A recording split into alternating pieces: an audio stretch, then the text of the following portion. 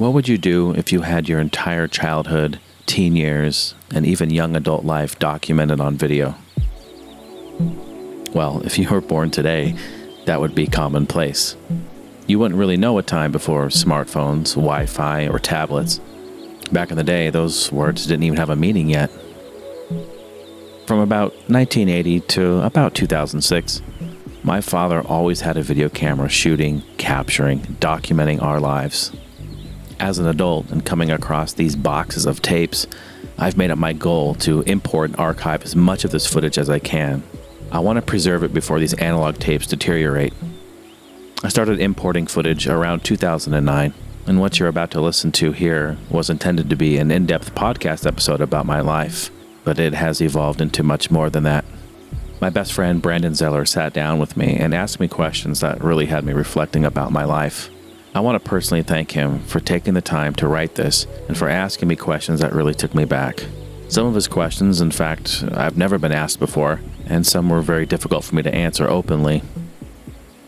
Once this interview was complete and I started editing the audio portion of it, it sparked a great opportunity. I thought I could now showcase and overlay this video footage and audio clips and pictures, all these things that I've been documenting all these years. This was a deep dive podcast episode about my life, yes, but it evolved into a historical memoir, retold through my own words, analog tapes of home movies, and hundreds of pictures. If there are two things I'm most proud of with this, it's that this project has allowed me to finally showcase what the Heine house is all about. A safe place for friends, the bond of family, and the mindset where following your heart is always the right path.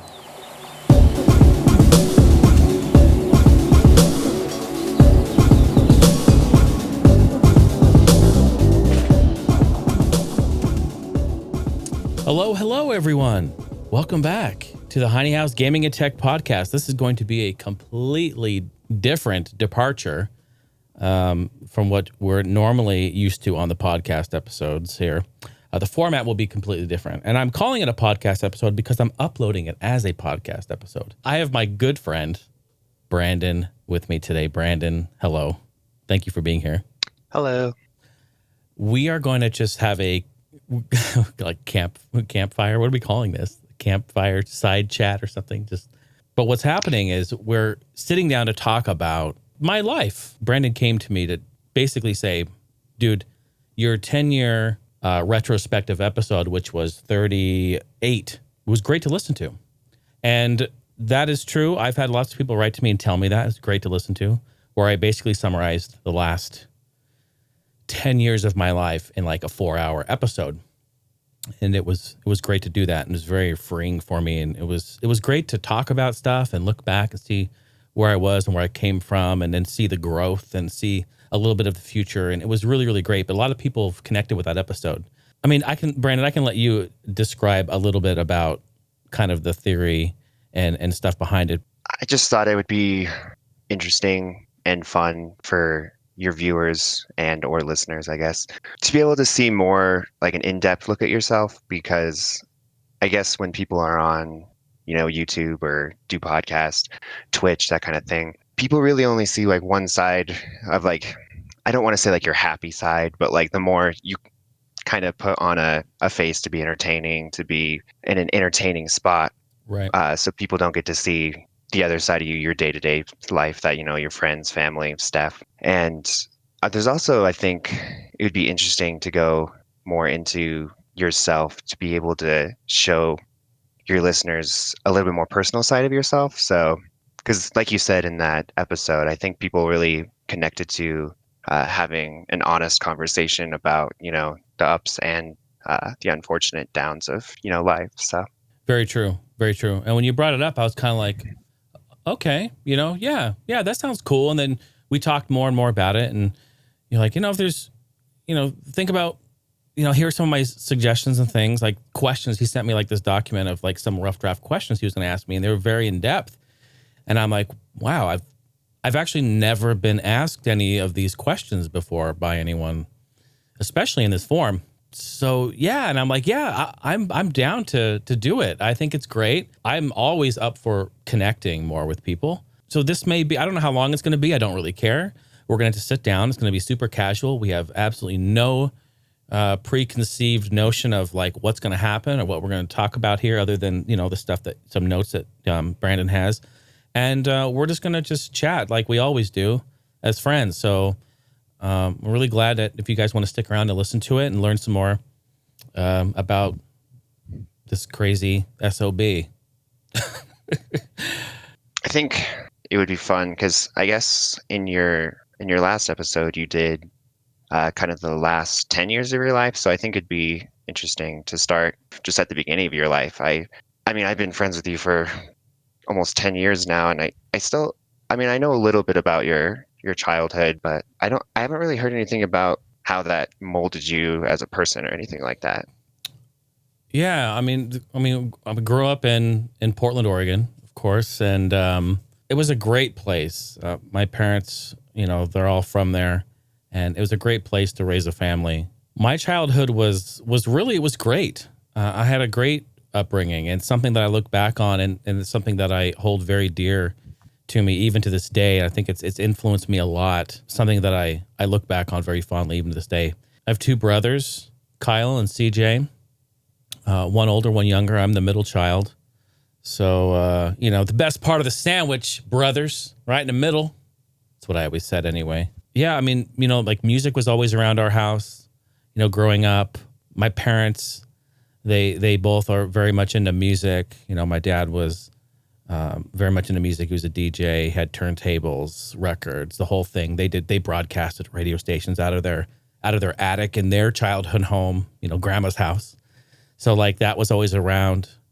My mom, she was in choir, she was singing, she was always doing that. So music was a big part of our early days, and me not even really realizing it that was actually very influential to me. My mom always tells a story that when I was young, I would sit like if ever I was crying, she would always just like put me in the little playpen in front of the TV and turn on like the TV, or if there's music playing or MTV, or put on a record or something. And I'd always just be like, that would calm me down. And I would just be like, I would be crying or something, and I would totally just stop, and I'd just start like dancing, like holding the side, like do do do do. Like that's something that pretty early on, music as was a stimulant for me, and I think that definitely shows something very early on. My parents, when they got married, they got married pretty much right out of college. They were moving around from place to place, trying to kind of they had a few different places, homes that they were getting, and then kind of fixing up and then selling. And, I feel like the market was a lot different and everything back then, but they did that a few times, and, finally settled at a house there in Clackamas, where I pretty much say like I was born and raised in Clackamas, pretty much for the most part. Very, very nice house. My dad worked his ass off. My mom worked her ass off. To really do for their kids. And that was the big thing about it, is that my parents lived for their kids, to give to their kids, to provide for the family and their kids. And this is one thing, and this is actually the whole reason why Heine House even exists, even that term of where it came from, was the Heine House was the place to be for everyone. Like, we would hang out and have a great time. Even when we were young, like birthday parties and stuff, we'd have friends over. My friends would be like, can I spend the night over at Jason's house? We would have the cool place to be. We'd have the video games. We had the music. Like, we had the Capri Suns and the fruit snacks, like my mom would always make sure that there was food and stuff. Like, it was a cool place to be. And so I look back on that, and, as a kid, you don't really think about it, but I'm so thankful. I'm so thankful that, my family did all that. And we didn't know any different, right? We don't know any different. I'm like summarizing, but there's just so much that you can talk about in here. Can you remind me? Like you said, Kyle's younger than you, CJ's older than you. What's the age gap there between all of you? Yeah, Kyle, my younger brother, is 5 years younger, and my older brother CJ, he's 2 years older. Okay, because I do know all three of you, even though being brothers, are fairly different people. Did you all kind of stick together, or was it kind of like you all had your own groups and did your own things, or is it more of like a group? family? Like, did you guys do things together? That's a great question. I would say it would be like an evolution. Things kind of evolved. So when we were younger together, like my older brother and I, we were pretty much inseparable. We were only 2 years apart. So it was, that was pretty inevitable. Then as we got older, there came a time when, he was just 2 years older. He wanted to go and do older brother things. And I was kind of like, I was sort of old enough, right? But not exactly.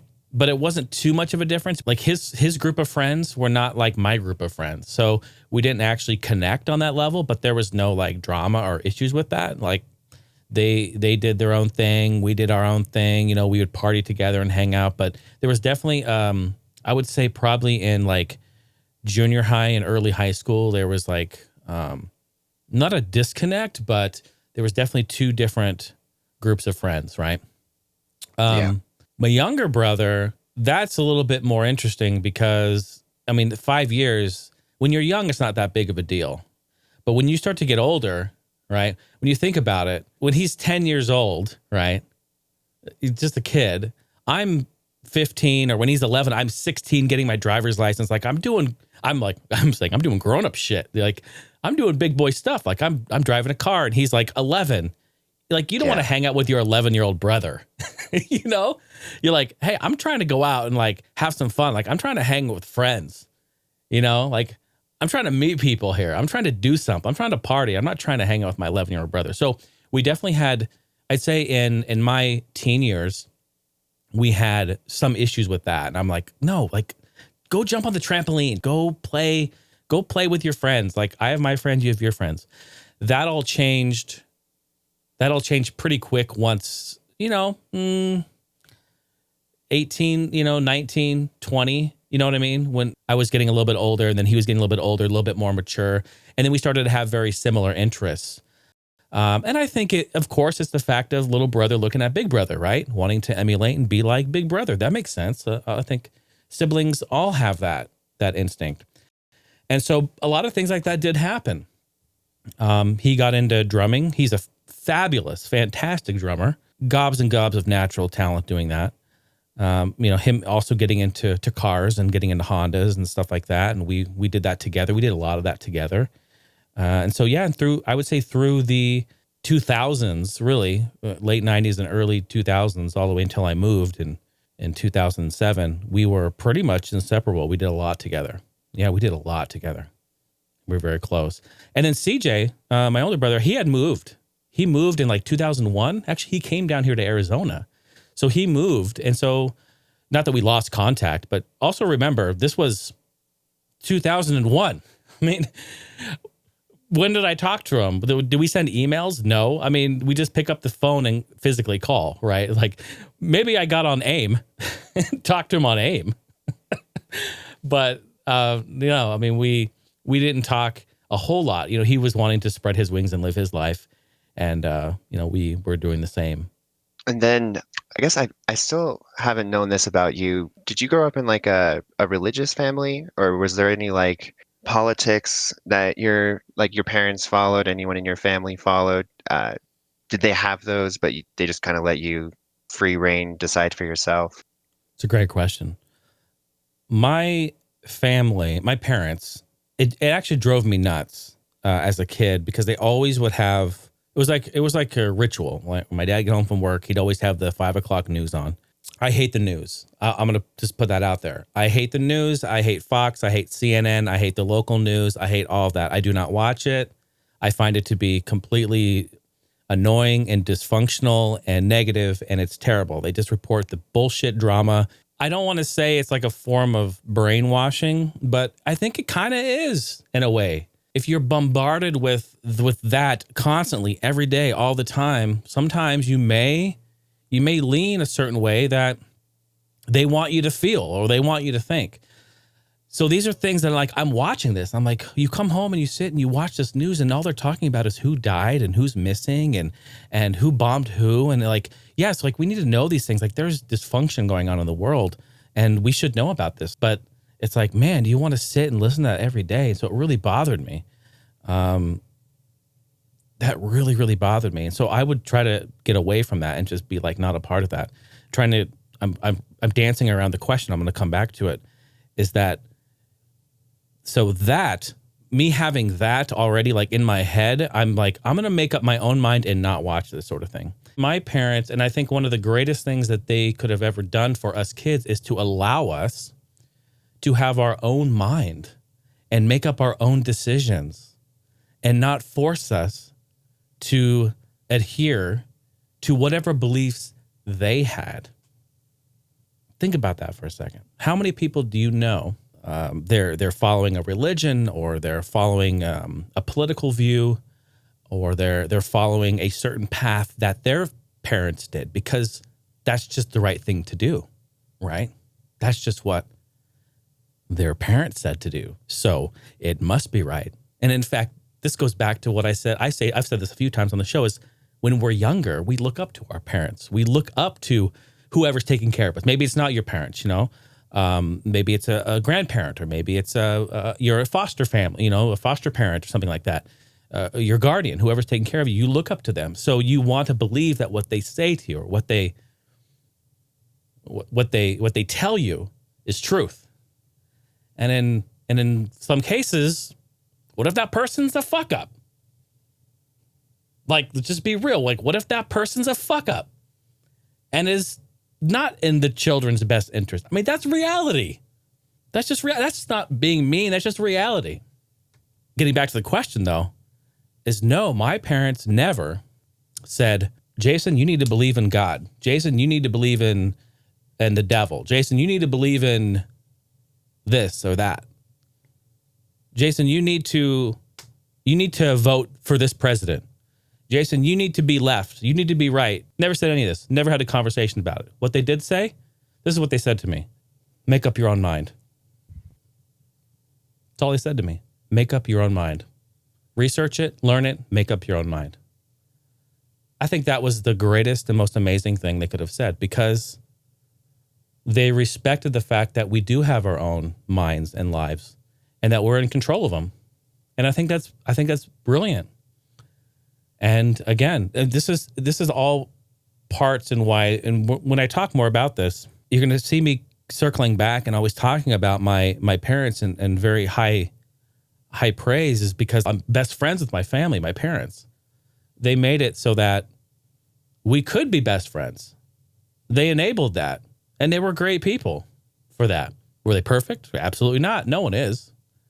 And there's issues, you know. My dad and my mom are like fire and water, I'm telling you. If there are two opposite people in the world married, I'm telling you. But to circle back to the question, no, they never did say and or force us one way in political and our religion. And that is something I'm super thankful for, because being an adult and looking at it and looking at the entire situation of it, I'm able to make up my own mind and see things for what they are. I guess with that sort of influence coming in that way, where I guess there really wasn't an influence, did you go into that section of looking for anything like that to help you through anything? Or was it just kind of something that just never really touched your radar because it never was an influence? Are you talking about like religion or politics? Yeah, either one. The two big ones, you notice I never talk about these? I mean, yeah, it's hard. It is sure. hard. It's hard because the problem is that people will hear this and they'll be like, oh, wow, well, I don't agree with his views, so I'm going to unfollow and never be like, fuck him. You know what I mean? Like, boom. And there's the problem. There's the problem. And that's exactly the issue. I'm not saying this is going to happen to any of you listening. I'm just saying in general, here's what I found. And I'll be honest, dude, I have given everything a fair shot. I've given everything a fair shake. I've even gone, to be honest, I've gone out of my way to date religious women. And in fact, to try to learn more about it, because it wasn't in my wheelhouse. I remember this one girl I dated. One of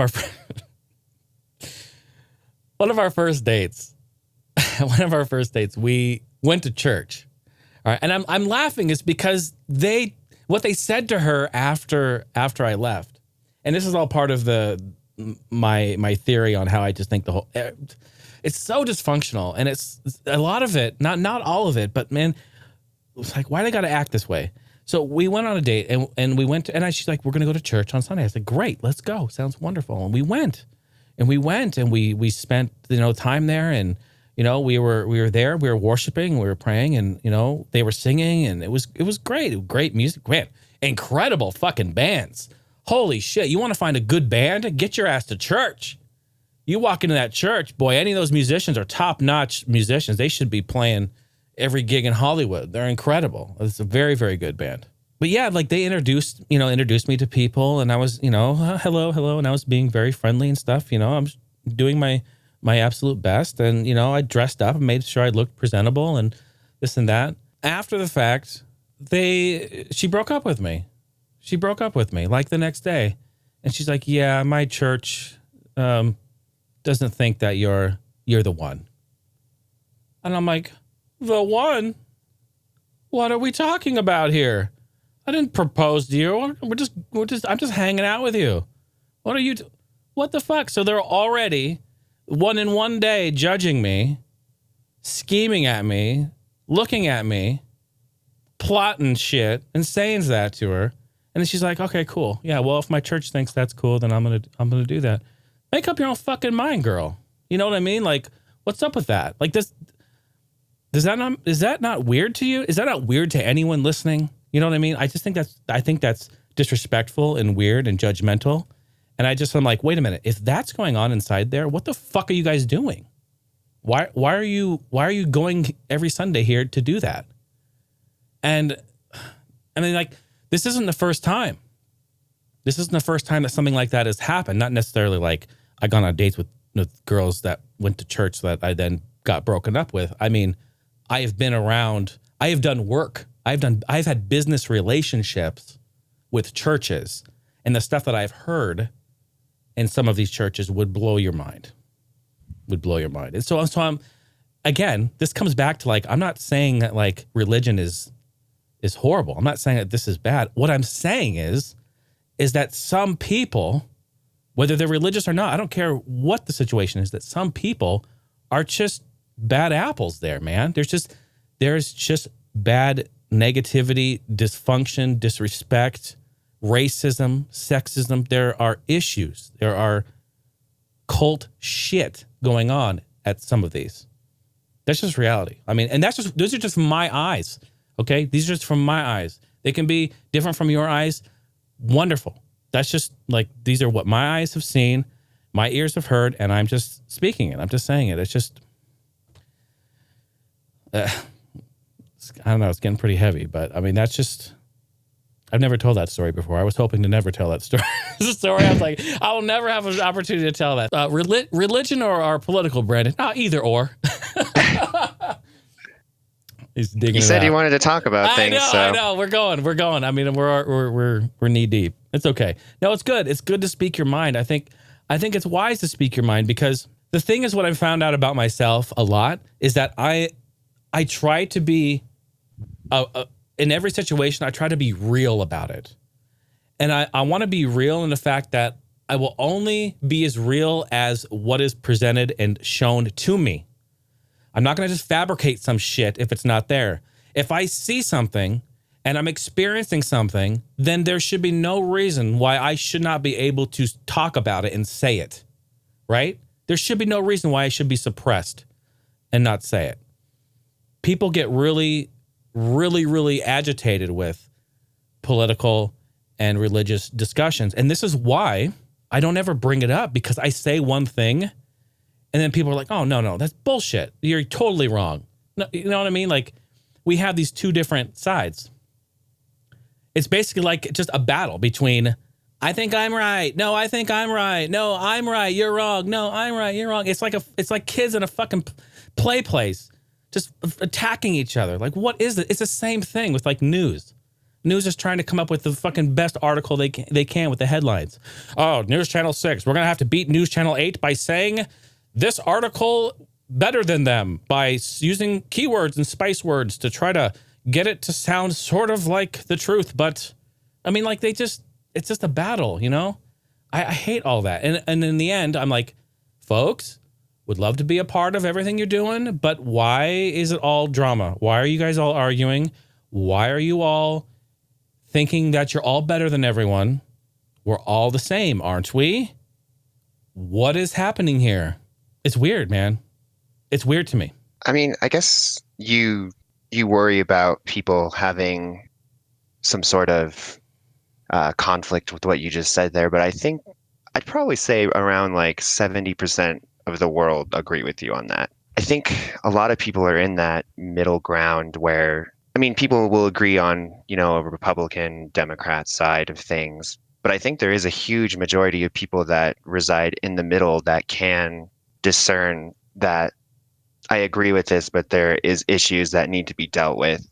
But the problem is that that viewpoint is not portrayed on news because the people that run those news sites and, the church and all that kind of stuff, they want, to be on that huge bias. So there's the really huge disconnect there with, the huge company saying something despite, a lot of people probably even working for that company don't have that viewpoint. So right.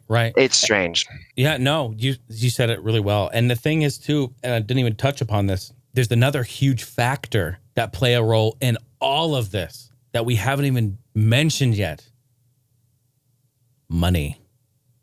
Right. That Huge actually factor. Controls all of it. I mean, let's be real. This shit is a business. It's a real business. Do you think anyone would be investing this energy and time and effort and doing all this if there was no money involved? Think about that for a second. I think you'd have a very small group of people who are the freedom fighters on the front line. I think it'd be a very small number. And that is really sad. Right. It's kind of the same with my own personal experience. I mean, we did kind of go to church and stuff when I was young, but it was kind of more so my parents were separated. So it was usually my mom that took us, and she gave us kind of like a timeline that you could, test this out. If you don't like it, we'll get to this certain age, and then you can continue to keep going, continue to not, that sort of thing, which I really like too.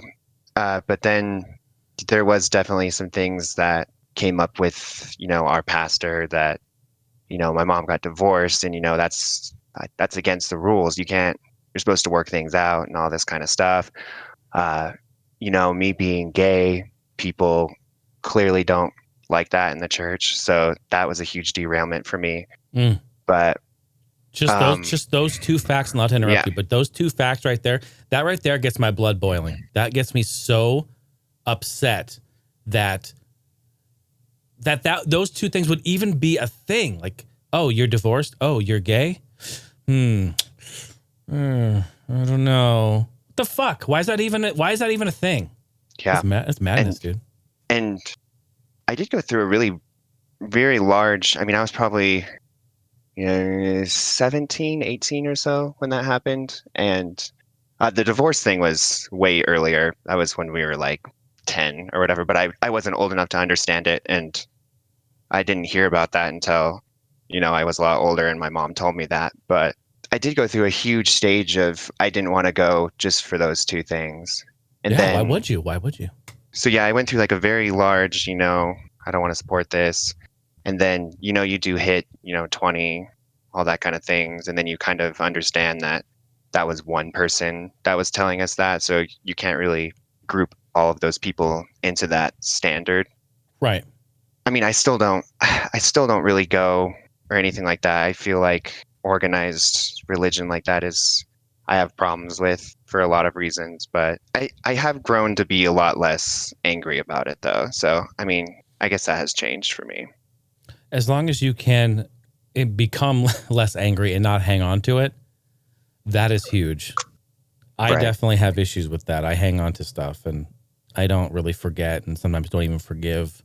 And it adds to the stress that's on me. I think it just kind of talked about how you grew into that mentality of how you can separate yourself from what other people are doing and both be doing the right thing for themselves. Because like you said, you grew into like the standard of, if I don't go and I don't do this, that's what's best for me and that works. And then you can also appreciate that if going to church and doing that is helpful and needed for them, then why not do it? So it's Right. one of those things that you can learn to separate those things out of a human being and still see them as a person.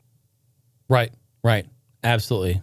I think a lot of this also, and again, I'm thankful that my parents let me choose like which way to go. But I think a lot of this too is for me personally, when I was younger, people would not know this now.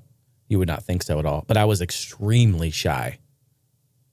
Very, very shy. In fact, I would not say a word to anybody except my family or my friends or people I knew I was close to. Other than that, I was way too shy. I would never say anything. I think I raised my hand once to like, hey, can I go to the bathroom? Other than that, I just fucking wet myself. I did not want to go. I did not want to talk to anyone. I was definitely a late bloomer with puberty. So my voice was so high when I was in junior high, I didn't even want to talk then. It was crazy. Like when I was in, here's a really funny story. When I was in 7th grade, I had not hit puberty yet. So here we are, early teens or whatever. What are we? We're 13 maybe, I guess, in junior high, 7th grade, something like that. And I'm walking around with my voice still super high. Dude, and all my friends are like, they've got like a little tiny patch of hair, you know, they're doing their thing. They got like a little tiny beard. And I'm just like, bro, I don't even have peach fuzz. And I sound like this. Hi, everyone. I'm Jason Heine. You know what I mean? So I'm like, oh, I don't want to say anything. I was really embarrassed. And on top of it, having my last name, being made fun of when I was a kid and stuff, it just was a bad deal. That's why I was really shy. A big part of it, too. In my early years, I was just shy in general. But then when I got older, it was kind of compacted with that. But then it was really funny because I remember when it happened, too, because everyone was, even my mom was like, you're what they consider a late bloomer, honey. It's okay. And I'm like, well, okay. It happened this summer going into 8th grade. I know it happened because I was waiting for it. I was waiting for it like I was waiting for them to release fucking Donkey Kong Country. Summer happened. All of a sudden, wham, bam, I hit puberty. I still didn't grow any hair on my face anywhere. Fuck, that didn't happen until I was 30, for fuck's sake. But yeah, my voice went from this. I went to 8th grade. I show up on the first day. Everyone's like, hey, Jason. I'm like, sup? They're like, oh, shit. Wait, what? I'm like, what's going on? Hey, and you guys want to play some wall ball later? Oh, my God. So, yeah, that definitely helped my confidence. It definitely helped me being less shy around 8th grade. But, oh, my gosh, I was totally going on a different tangent here. I wanted to talk about something else, and then I derailed. Anyway, what was I saying? Oh, I was talking about, Brandon's like, Jesus Christ. Hey, so here's the thing. In being shy, I was not talking a lot. But what I was doing is I was using my other senses. So I would be very observant. And that's one thing about me that has really helped. I would sit and I would not speak. I would watch. I would listen. So I would use my eyes and I would watch very closely. I would be very patient and I would use my ears and I would listen almost obsessively to situations, to what people were saying, to what was happening in the world, to what this person was doing with this person, or saying this, or where they were going, or how people were moving together, or what they were, like these are all things I would sit. Some of my greatest memories, Brandon, are when I was a child in the summertime, and my birthday's in July, so I always loved summer. Summers were great for me because, well, you're a July birthday too, We would, summertime was fantastic in the Northwest. The best time to be there. I love it. It's beautiful. The smell changes. The sights change. Everything in the summertime in the Northwest changes. And the environment and the weather and the nature, all of that plays a huge role. I would sit. Some of my fondest memories are just sitting on a curb by myself, which I preferred. I really preferred to be by myself. And just looking up at the sky, looking at the clouds, seeing the shape, seeing if I can find a different shape in the clouds, smelling the pine, hearing the sounds of the birds, nature. There was an owl that would always live up there. I remember hearing it every summer. I can still hear it to this day. Just like that moment or those moments I would have really impacted me. And I would carry stuff like that. I would carry the ability to sit and watch and listen and be observant throughout my life. And I think it has really helped It has helped me in determining right from wrong, determining when to do and when not to do. It has helped me in understanding situations better, I feel. And, I attribute all that to the fact that I was just a shy kid that didn't really want to say anything at all. I mean, my mom enrolled me in swimming lessons, and I didn't even want to get my head under the water. I was the only kid in the entire class who refused to put my head underwater because they always thought I was just like scared to do it. But I remember one time I did it, I could feel the pressure in my ears. Like, I have really sensitive hearing. And I think it's the fact that why I love mixing and I love to make sounds sound good. And I have a knack for that now as an adult. But going back to even being in swimming lessons, I'm like, I don't want to go under there because it hurts. And they're like, no, it doesn't hurt. You just don't want to get your face wet or your ears wet. And I'm just like, it actually hurts when I go under there. Like, even going 3 feet down, dude, that pressure on my ears, it was immense. When I was a baby, dude, I would cry when we used to take a flight. My dad will tell you the story. My dad held me in the airplane. They took a trip to Hawaii one year when I was just an infant. I still yell at them for that. Why would you do that? I think they wanted to take me out to show grandma and grandpa who were out there or something. Still, don't take your children, don't take your infant on a flight because they just cry the whole time. Why? Because my ears were hurting. My ears were hurting so bad up on the airplane. And yeah, man, that was when I was an infant too. I don't know where we were, but I think I was talking about my shyness is what I wanted to get back to. My shyness and how I feel that has helped me in a lot of ways of being observant and understanding when to speak and when to act or when to notice things, right? When to notice things. I know some people who who are like completely oblivious to like the situation like around them. You know what I mean? And there's nothing wrong with that. I'm just saying that are you noticing? Like, you're not noticing this. Okay. It's like, I don't know if that makes any sense. No, it does. It's crazy to understand what you can find out about situations and people if you're just like the wallflower in the room. I was the same way in high school. I mean, I was very shy, very quiet. I mean, even when I started, talking to you, it took me 3 years, to feel comfortable chatting with you like in an actual whatever room. I was just very quiet. So yeah, I mean, I was the same way though. It is very weird what you can find out about people that they'll throw out into the world and they just think no one's listening. But if you're just kind of sitting there and observing, you can find out a lot about people. That's weird. It is weird. And you don't even have to say anything. No, yeah, they just divulge the information for you. They do, and you will instantly know. Seriously, it's like musicians have this family. There's like this aura with musicians. Like, we have the ability to like look at each other and not speak and know exactly what they're thinking just through their eyes, through what they're playing, through what we're hearing, and through their body language. Like, we know. And not every musician has that, right? And it's something that I think it's inside of you, and you have to just play with other people to find it. But there's been a lot of musicians who are fantastic and I've played with, but we cannot vibe. We don't vibe. Like, we cannot get down with each other because we cannot connect on that level.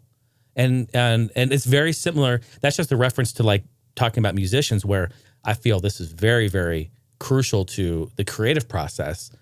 But also that applies to everyday life.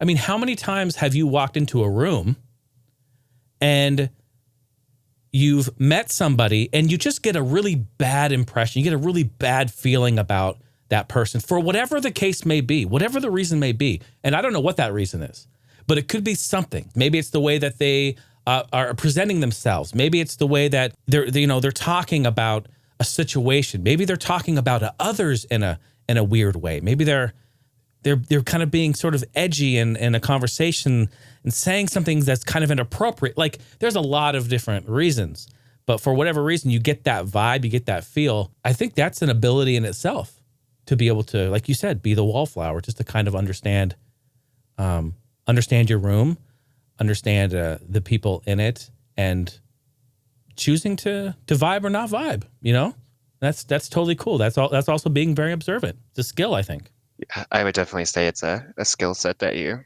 learn. I guess before we do go like further into high school and stuff, I guess I'm not really too sure on the timeline there, but I do know that for Christmas your family got you the drum set. What year was that? And then I kind of wanted to know a little bit more about, did you play any instruments before that? Did you have an interest in drumming, or was it kind of just like a one-shot thing there? Because as far as I know, I don't think CJ was really all into music, was he? Or am I wrong on that too? He played clarinet in school and band, and he fucking hated it. So no, but he was musical and is musical as well. He chose not to go after to pursue that. He did not care for it. Loves music. He's very much into music. Loves music. And then same thing with my younger brother. I would say he's more musical, as in performing or with an instrument, than my older brother. And then me, I'm just full gun ho on pretty much trying to play any and everything I can get my hands on. No, I had not played any instrument prior to me getting drums. What year was it? It was 1996. So see, 6, 7, 8, 9. It was 1996. And my mom had this bright idea that for this Christmas, she was going to get all 3 of us boys an instrument. Just for the hell of it. Crazy, I know. Sounds crazy. What parent would buy, let alone a drum set? No one in their right mind should be getting their kids a drum set. Oh my gosh, it's so loud and annoying. And you know what I mean? She went in. She went to a music store. It's no longer there. It was off Powell Boulevard. I remember her always telling me the story. She went in and they gave her a great deal. She bought she wanted a blue drum set for me because blue is my favorite color. She wanted a blue drum set. She wanted a red guitar for CJ because red's his favorite color. And then she wanted to get Kyle a keyboard. And what she did, she bought him a little Casio keyboard with the stand and the music stand and had the speakers and stuff. It was really cool. So she bought all this stuff. And that was our Christmas gift that year, right? Yeah, we came down and there they were. Minute now, let's see. Here they come, 1996. Remember, there's 2 trees. Let's have all 3 of you come in here.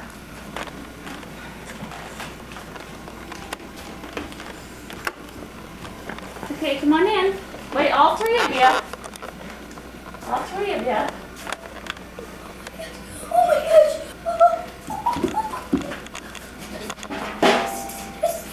Boy, is the camera on or I cuss? Boy. Oh Go my ahead. effing God. Oh my God.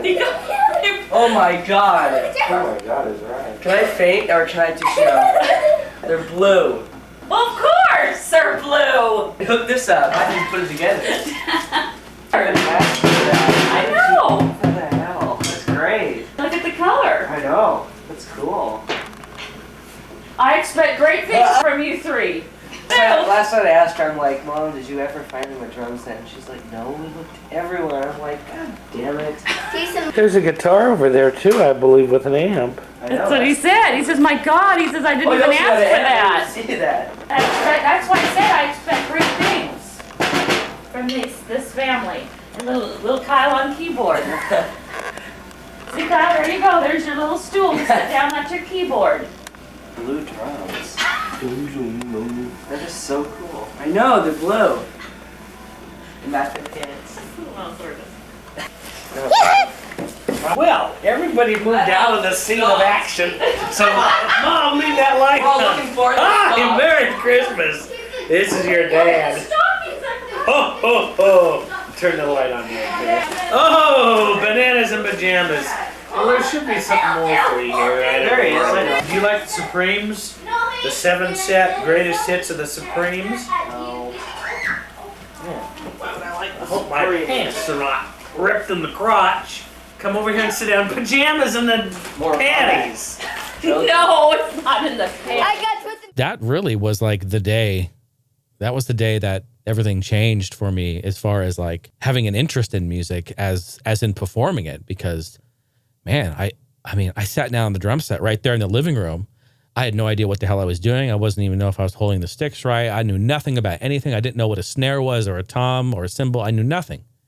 But it was just set up however my dad set it up. You know, my dad had somewhat of an idea, you know. He set them up, and then I just started playing. I crossed my hands, and I just started to play a 4/4 rock beat. Just a boom, chuck, boom, chuck, boom. And I remember this moment, man. I started playing it just like that. That's exactly how I played it. And everyone, like, in the kitchen, they looked over and they look at each other and they're like, whoa, holy shit. Wait a minute. When did you play drums? And I'm like, I don't know. I never played drums. And it was this magical moment, dude. Like, seriously. And I'm like, I can actually do this. Like, I actually have the ability. Like, I had no issues with coordination. That was weird. Like, I could do all four of my limbs, my two hands and my 2 feet could do something independently, and it was not a problem. There was no issues there. So I was straight tripping, and I was so excited, and I sat there and played that beat all day long. I annoyed everyone. I was fucking just all day long. It was so cool. And so, yeah, that was the moment that it changed, man. I was like, I can do this. This is really cool. There's something really special about being a child and finding something that you're good at, and finding that I don't know if you want to call it a skill, because I think a skill is something that you practice to perfection, but a natural ability to do something. And when you find that as a child, it's very, very life-changing. And that was a life-changing moment for me for that. I guess the next thing I was wondering while you were saying this, did you continue it? Did you do it in like school, or was it more so of like a hobby thing you did when you were just home, or was it both, I guess? So I had a neighbor, his name was John. He played guitar and we were best friends. And I told him, I was like, hey dude, I got a drum set. Dude, when you have a drum set, you instantly become the guy that's going to go in every single band ever with your friends, because nobody has a drum set. Nobody's parents are crazy enough to buy their kids a drum set. So if you have one, you're like you just like win the fucking lottery. Like, you can go in any band you want. And so that's what happened. My friend John had a guitar, and I'm like, yeah, I got a drum set. So he's like, all right, cool. And so he came over and we just started playing. I don't know what we were doing. We're just jamming, right? Well, that lasted maybe a couple of months because even though he was my best friend, we didn't vibe musically. We just could not get a vibe. I didn't know what he was doing. He didn't know what I was doing. Everything I was playing was different than what he was playing. I don't even, like, what do I do? What do I do? I don't know. I can play this. Boom, chuck, boom. I can play that. That's it. I don't know what to tell you, you know? And so that didn't last very long. It was actually only a few months after that. I'm in high school, and I'm hanging out with some of my friends, a guy by the name of Mike and a guy by the name of Darren, who they're friends of mine. And they're like, yeah, like we play. Oh, you play drums? Like, yeah. I was like, yeah, I got a drum set, you know? And it was really, really cool. And they said, well, let's jam sometime. Let's just hang out and jam. And so I was like, okay, cool. Just another group of friends to jam with. I would do this quite often, mostly to nothing really coming of it. Because it's just, you know, when you're young, you're trying to, you know, feel the waters. It's kind of like, yeah, I don't know, this isn't working. But anyway, got together with these guys, and we started to play together and just clicked. We just clicked. And you'll hear that term used a lot in music, and that it's really truthful. Sometimes with some musicians, it just clicks. It just works. You're like, oh, whoa, okay. And it's a complete feeling that happens. There's a complete aura change, and the pressure in the room changes. The tone changes. The lighting dims. There's no lights, but they somehow dim. It's just like this crazy phenomenon that happens. It's amazing. And that's why when you find musicians that you can do that with, it's so special. Oh my gosh, please try to hang on to them. Try to continue to do what you're doing. So I was playing just with this band, and we named ourselves Elite. I know, really stupid name, but that's what we called ourselves. We were 15 years old. Relax. We called ourselves Elite, and we were playing. It was just a 3-piece. It was just a guitar, bass, and drums.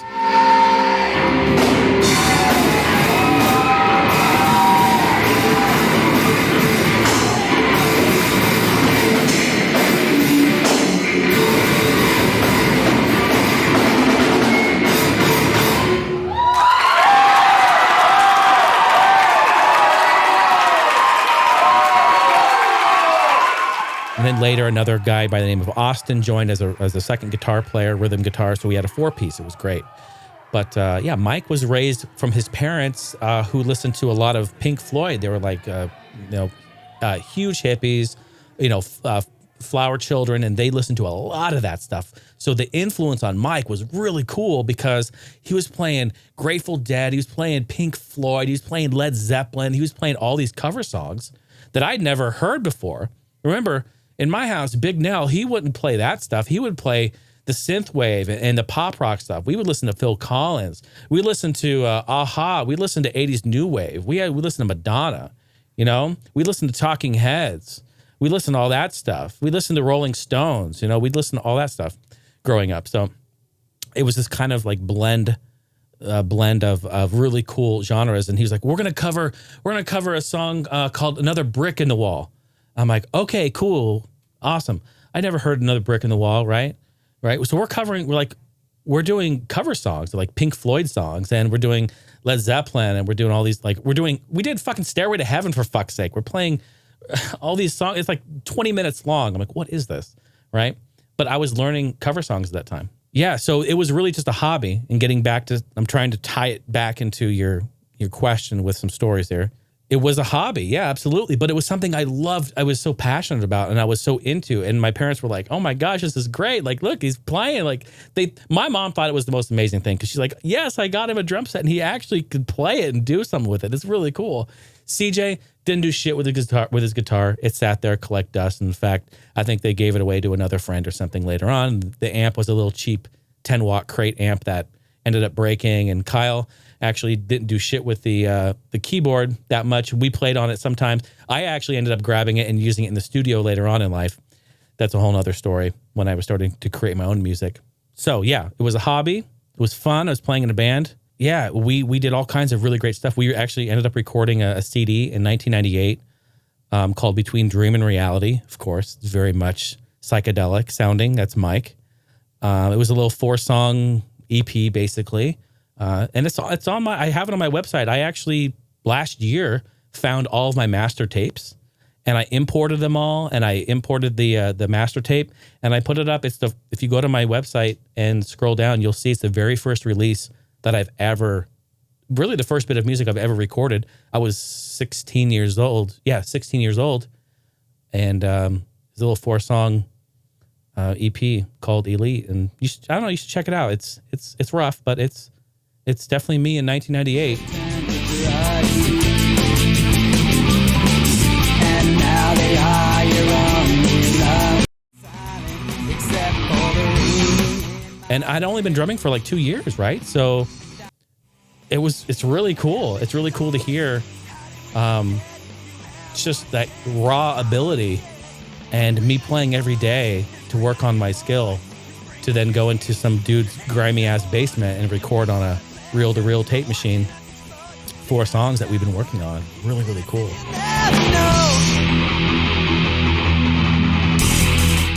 It was really cool. Like, we were like the high school band. Like, we played events. Like, they even had us. Here's how this went. It was really cool. We actually played spirit assemblies. Like, in high school, you used to have like spirit assemblies or like assemblies in the gymnasium where like they would do the student council shit or they'd do an event or something. Like, they had us as a band play music in between things. Like, just us 3-piece. Like, it was crazy. And the people loved it. It was so cool. Like, we were like the high school band. We were like the sound of Clackamas High School. It was really cool, man. And it sounds ridiculous as an adult, like looking back on it, talking about it, but you kind of have to put it into perspective. And me being someone who's only really been playing drums for a couple of years to now I'm playing a fucking gymnasium with the entire school in here. And then we're going to play Battle of the Bands next month and we're doing all this stuff. And dude, it was an incredible time. Like, I got the bug really, really early on. This bracket is the freshman going into the losers bracket. So freshmen, stay down here.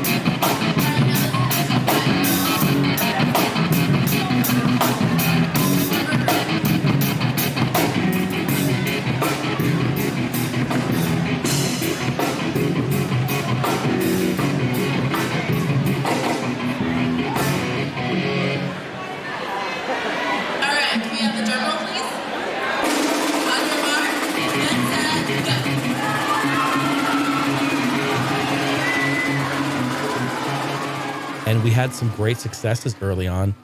And although we weren't the most polished band, and we weren't, I wouldn't say that we were amazing, but we were good enough to do certain things and get invited to certain things. Like when I was in the summertime of that same year, I auditioned at this club called Key Largo. And it was this club where they were auditioning bands to play at the Portland Rose Festival. Just think of if it was a festival in the main town or the main city, wherever you are. It's like, this is every year they do the Rose Festival. It's in the summertime. It's beautiful. They have rides. They have food. So many people show up. It's just packed. It's amazing. And they had the stage where we could play. And so we auditioned and we went to this club and we got in there and we played. And I was like, wow, okay, well, even if we don't make it, like, it's really cool for us to be a part of it, to be here. Gradually deprives your mouth, making you think you're just a little thirsty. But that's when I wrestle your throat to the ground with the strength of a large peasant woman, and your tongue is stripped and sold for parts. Lead.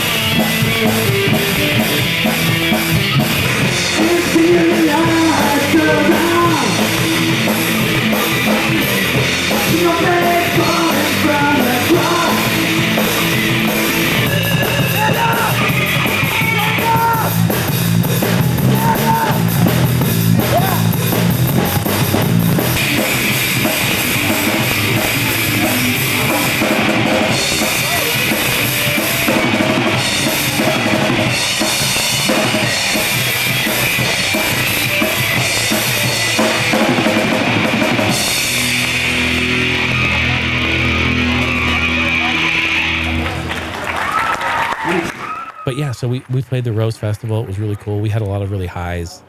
And we broke up shortly after that. And then things changed completely for me because I joined another band named Rex Soul. And then my whole world shifted then too as well.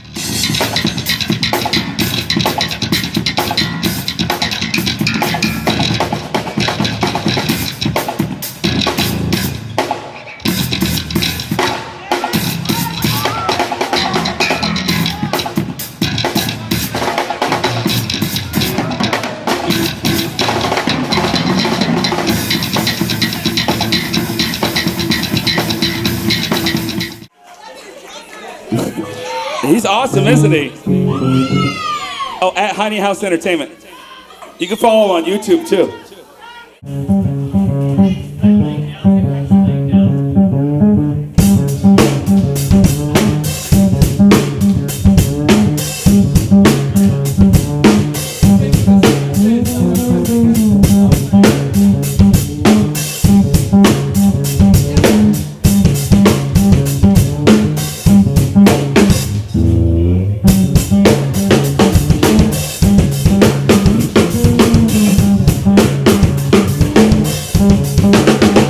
It was actually at the end of the school year, there was a Battle of the Bands of that same year. That was a big year. 98 was a big year because I'm in this band. We're doing things. We're going to go, we're going to play this Rose Festival. We're playing these assemblies. People know us.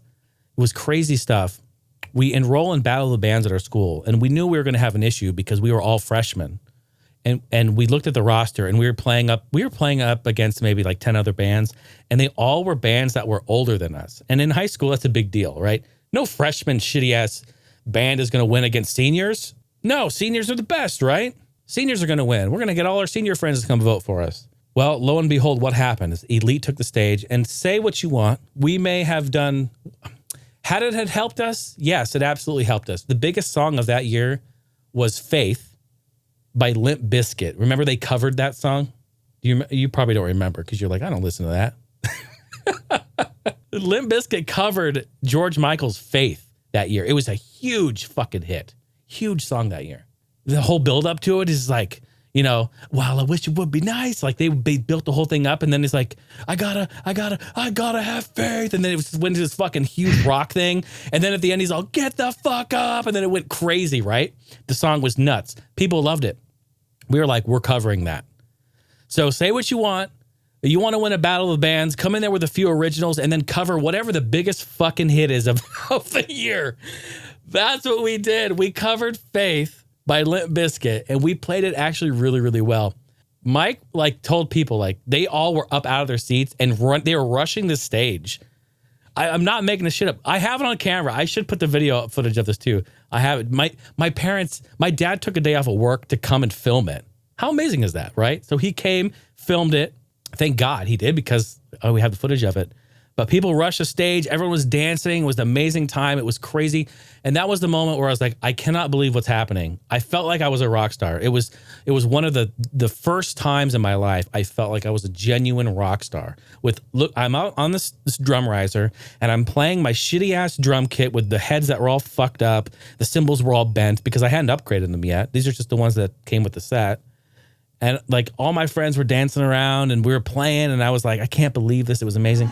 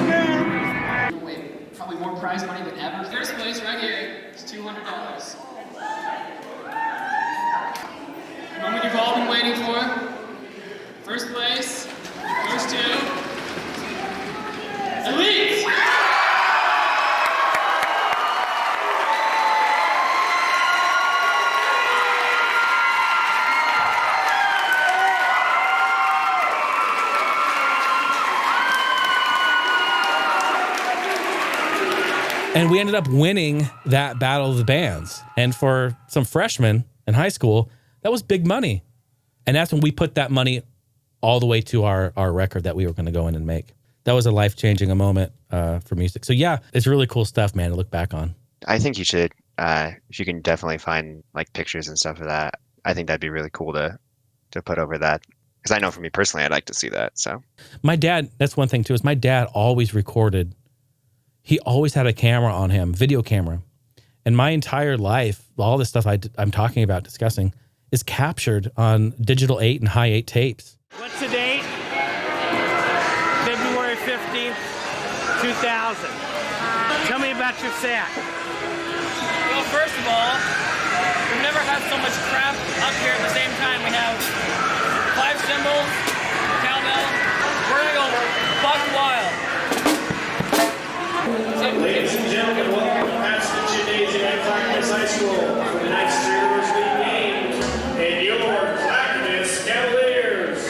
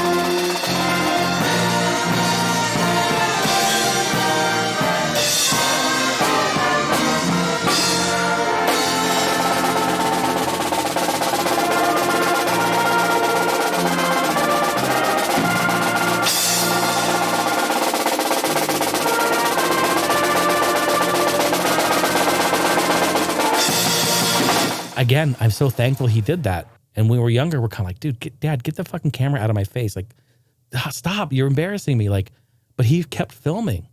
And we look back on this stuff now and I'm like, wow. And really for like the last 10 years on and off, I've been going back and archiving this stuff to try to get it off the tapes because the tape will deteriorate. So I'm trying to get it in digital domain. And I've done very good. I've maybe done about 20 videos fully. I know it doesn't seem like a lot, but I mean, these tapes are 2 hours long. So we have a lot of family trips and lots of performances, Battle of the Bands, Rexall performances. Just a lot of great stuff. Car shows. I have footage of car shows. I have video of me drag racing in my Accord, my Honda Accord, at the drag strip. I have all kinds of stuff when I was doing car shows, showing off my Integra. I have all kinds of really cool footage that maybe someday we'll see the light of day. But so I continued it, Brandon. Yes, I continued my drumming. I guess you just said for that instance that was in your freshman year of high school. How did the rest of your high school experience go outside of music?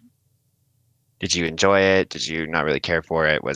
I was a pretty big failure in high school. No doubt about it.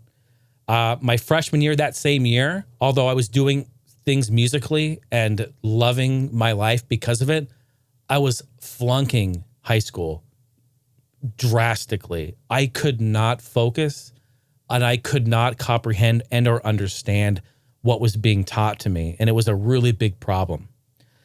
I remember I failed math. I failed biology. I failed English. And I failed science. All four of those failed my freshman year. It was bad. And so bad, I had to take summer school that year. I don't know if any of you have ever been to summer school, but I'm going to try to break down briefly what summer school is. It's going to school in the summer. And it fucking sucks. It's terrible.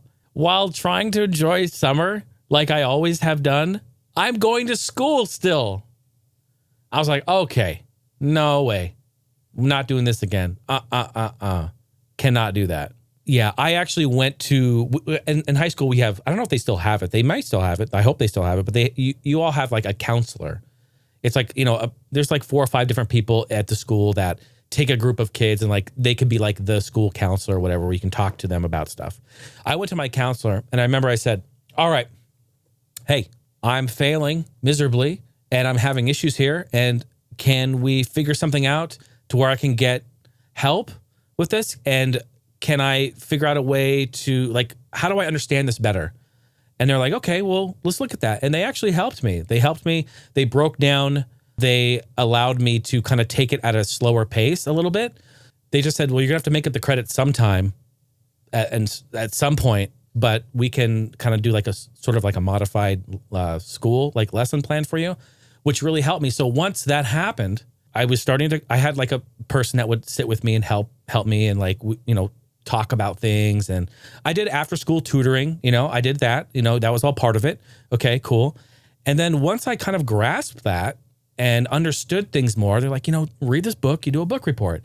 Okay, we're going to learn about, chemicals, if CO2 and this, if you mix that and, put this in the beaker and it boils over. If you add heat to it, it does this. Look, oh, you created steam. Oh, holy shit. Okay. Like started to make sense. Once that happened, then I was like, okay, I got this. Let's get off this modified plan, put me back on the normal plan, and I'm going to go for it. And that's what I did. And I ended up doing well after that. But boy, my freshman year was rough. I failed a lot of classes and I paid dearly for that, having to take summer school and after school tutoring. And I did that 2 summers. Yeah, I did that 2 summers. It was quite shitty. I don't recommend anyone ever do that. Just really try your best to invest yourself. And it was really me just not investing myself. I was kind of like, oh, okay. Like it's my fault. I definitely should have pushed myself to do better. But once it starts to snowball, You know, you fail one class. Fuck, okay.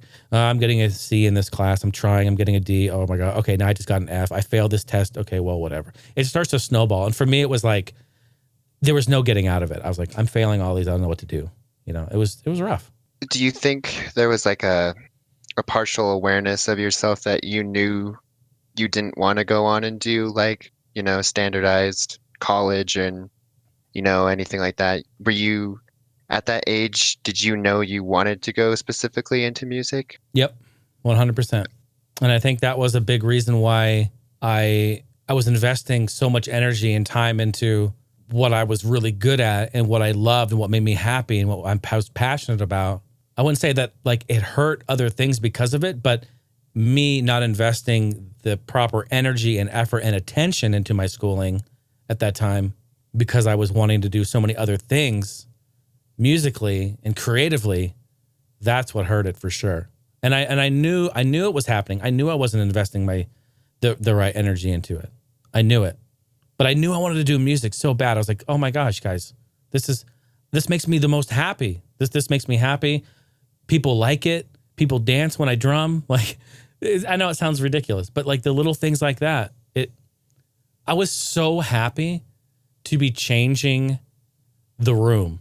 I was so happy to be able to play music and the room light up. That right there was like a phenomenon that I'd never seen before. And from me personally, like I created that. So when that happened, my life shifted and I wanted to continue to do that at all costs. And that involved me flunking out a lot of classes. But also, I'll be honest, man, I'm not really like the smartest guy in the world. You know, like I think I've come into my own as an adult, of course, but like when I was younger, I really wasn't that smart of a kid. Like I was not great at math. All right. I became great at math because music is math. And I was like, oh, well, shit, if I need to learn math for music, then I'll do it, which I did, you know, but at the early stage, I'm like, what's pi? A 4.13. Okay, great. Who gives a shit what pi is? It's apple or a cobbler. Like, what are we talking about here? You know, like, I don't care what these equations are. I don't care what these fractions are. Like, I remember sitting with my dad, and my dad's very good at math. My dad's very, very good at math. He's very analytical. So he's very much into that. And he enjoys math, in fact. Enjoys it. Not much of a teacher. No disrespect to you, Big Nell, but not much of a teacher when it comes to math. We had a lot of arguments when it comes to that. It's tough, man. And I think parents today with like COVID and quarantine, like they understand, like it's tough to teach your kids, right? It's tough. But we had a lot of arguments about math because he's so good at it. He's like, he can't understand why I don't comprehend it. It's like, I just don't get it. I did not get it. I don't know where I was going with that, but I guess, and then the next thing I kind of wanted to ask about. So you mentioned a little bit earlier, how you got into Rexall. What was that while you were still in high school a little bit, or was that fully after you graduated? It happened the month after I graduated high school. Okay. Yeah, it was like July. It was like July of that year, 2000. I feel like I should know this, but was any of the people that you played with in that high school band, did they play in Rexall as well, or was it a completely different group of people? Yeah, no, it was a completely different group of people. Okay. Yeah, that's actually a really interesting story in itself. My band Elite opened up for Rexall.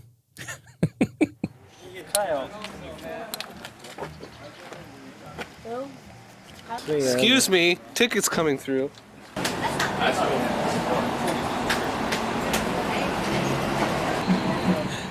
We were at this club called the Paris Theater. It actually ended up becoming a strip club, and then it became like a porn shop at one point, and then, I don't know, some divey, shitty place. But yeah, we were there, and we were opening up for Rexall. And this was one of the first shows where I was really excited because it was sold through Ticketmaster. It's one of the first shows that we had real tickets that you could either buy online or through us directly with a real ticket stub. I have the ticket stub still, and we have posters. It was really cool. Man, dude, think about this. High school kid, just graduated high school. I'm on a bill on a fucking marquee with a real Ticketmaster stub. You know, people are paying money for it. It was cool, man. Really cool.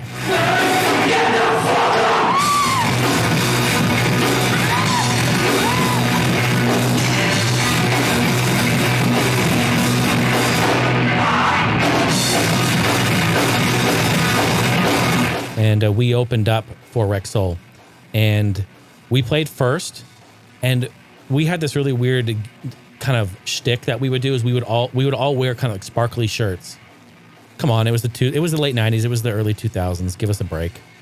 We had these like sparkly shirts, and mine always matched my drum set. So I had this like blue kind of sparkly shirt that I'd wear.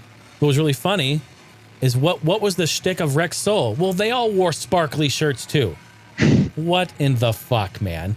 Anyway, we play, we open for the band. I'll do a long story short. Here's how it happened. The end of the gig, when we got done, everyone moved all their shit off the stage. We went out the side door and we put all of it on the sidewalk. Everyone's out there. Now, typically what happens is we all get our cars, come over, load the stuff up, and move it out. Because you don't want to leave your expensive gear on the side of the street. Stuff gets stolen.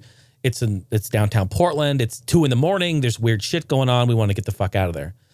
So what happens is Big Nell brings his Ford Ranger around. The Danger Ranger rolls up, pulls up. I'm loading up the drums. Everyone's loading up the drums. We're putting that stuff in there. And we're like, okay, where's Mike? Where's Darren? We don't know where they are. They just fucking take off. Why they just leave all their shit here? And they left, and we were forced to like load up all their amps and their gears and shit and take it home. And it was kind of like the last straw for me. I was really upset. I'm like, you're gonna force me and like my dad and my friends to load up all your shit and move it? Like, you got to help. Like this, if you want to be in a band, it's a unit. You know what I mean? So we loaded it all up, and Dad went and parked. He went home. He took it all home, and I stayed because I wanted to see this Rexall band. I was the only one who stayed. All the other people, my whole bandmates, they all left. I walk back in, and they start playing, and I'm watching this band called Rexall play, and I'm digging it. I'm loving it. I'm like, man, these guys sound really, really good. It's fantastic. At the end of the show, their bass player, his name's Jared, he came up to me and he goes, hey man, thanks for sticking around. And he goes, here's my card. I'm going to call you in the morning. Tonight is our drummer's last night. He's moving. He's leaving. We'd love for you to audition for us. Right there on the spot, just at the club, gave me his card. I didn't advertise like I'm looking for a new band. I didn't say any of that shit. But he gave me his card. I looked at it, and I look up at him, and I just go, you know what? I go, you know what, Jared? My band just left all their shit on the curb outside and forced me and my family and my friends to load it up.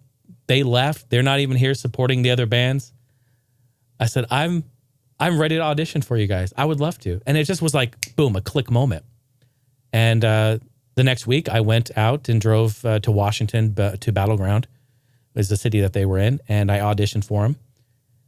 And it was great. It was like love at first sight type thing. It was another click moment for me. I auditioned. They were like, holy shit, yes, you're in the band if you want it. And I said, I will accept. I drove home. I grabbed all their shit. I grabbed their guitars and their amps and his bass and his bass cab and all their pedals and shit. I took it out to the sidewalk in front of the house. I dumped it there, and I called them. I said, all your shit is on the curb. Come and pick it up. And they were like, what the fuck you mean? I said, yeah. I said, it's all there. You guys, you're disrespectful.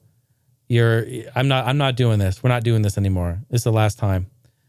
And they were like, well, fuck you and all this stuff. And they showed up with their parents and their cars, and they loaded it up and they took it off and they bailed, and that was it. I joined Rexall that right then and there, boy, like the next week, boom.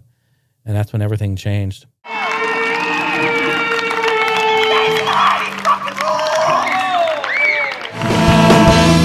Well, we're all so disillusioned.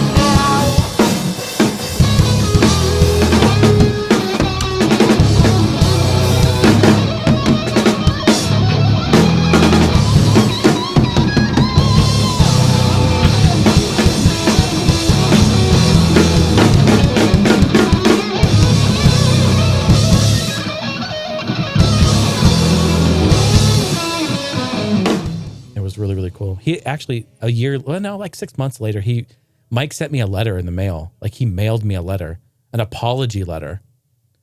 And I still have it. I have it here. He was like, I'm really sorry. Like, he was like, I was really high. I was doing drugs, and I was trying to I was doing other things. My mind wasn't right. And I said, you know what? I accept your apology. But I'm not getting back in the band with you. There's no way. But he sent this letter of like, and I give him credit for that. At the time, I was like, fuck you. But I actually, later on in life, you look at that and you're like, you know what? He tried. He really tried. He tried to make it right. He came out and showed that he had made a mistake. He took responsibility, and I'm big on taking responsibility. So that showed a lot to me, and I thought that was really cool. But yeah, no, it fell apart after that, though. We never got back together, and I continued with Rex Soul. That'll move, though. When you do it, yeah. Free sandwiches. Rex Soul still hasn't played. Free sandwiches are throwing them out. The girls throwing them out. There they go. Straight out of Portland is Rex Soul.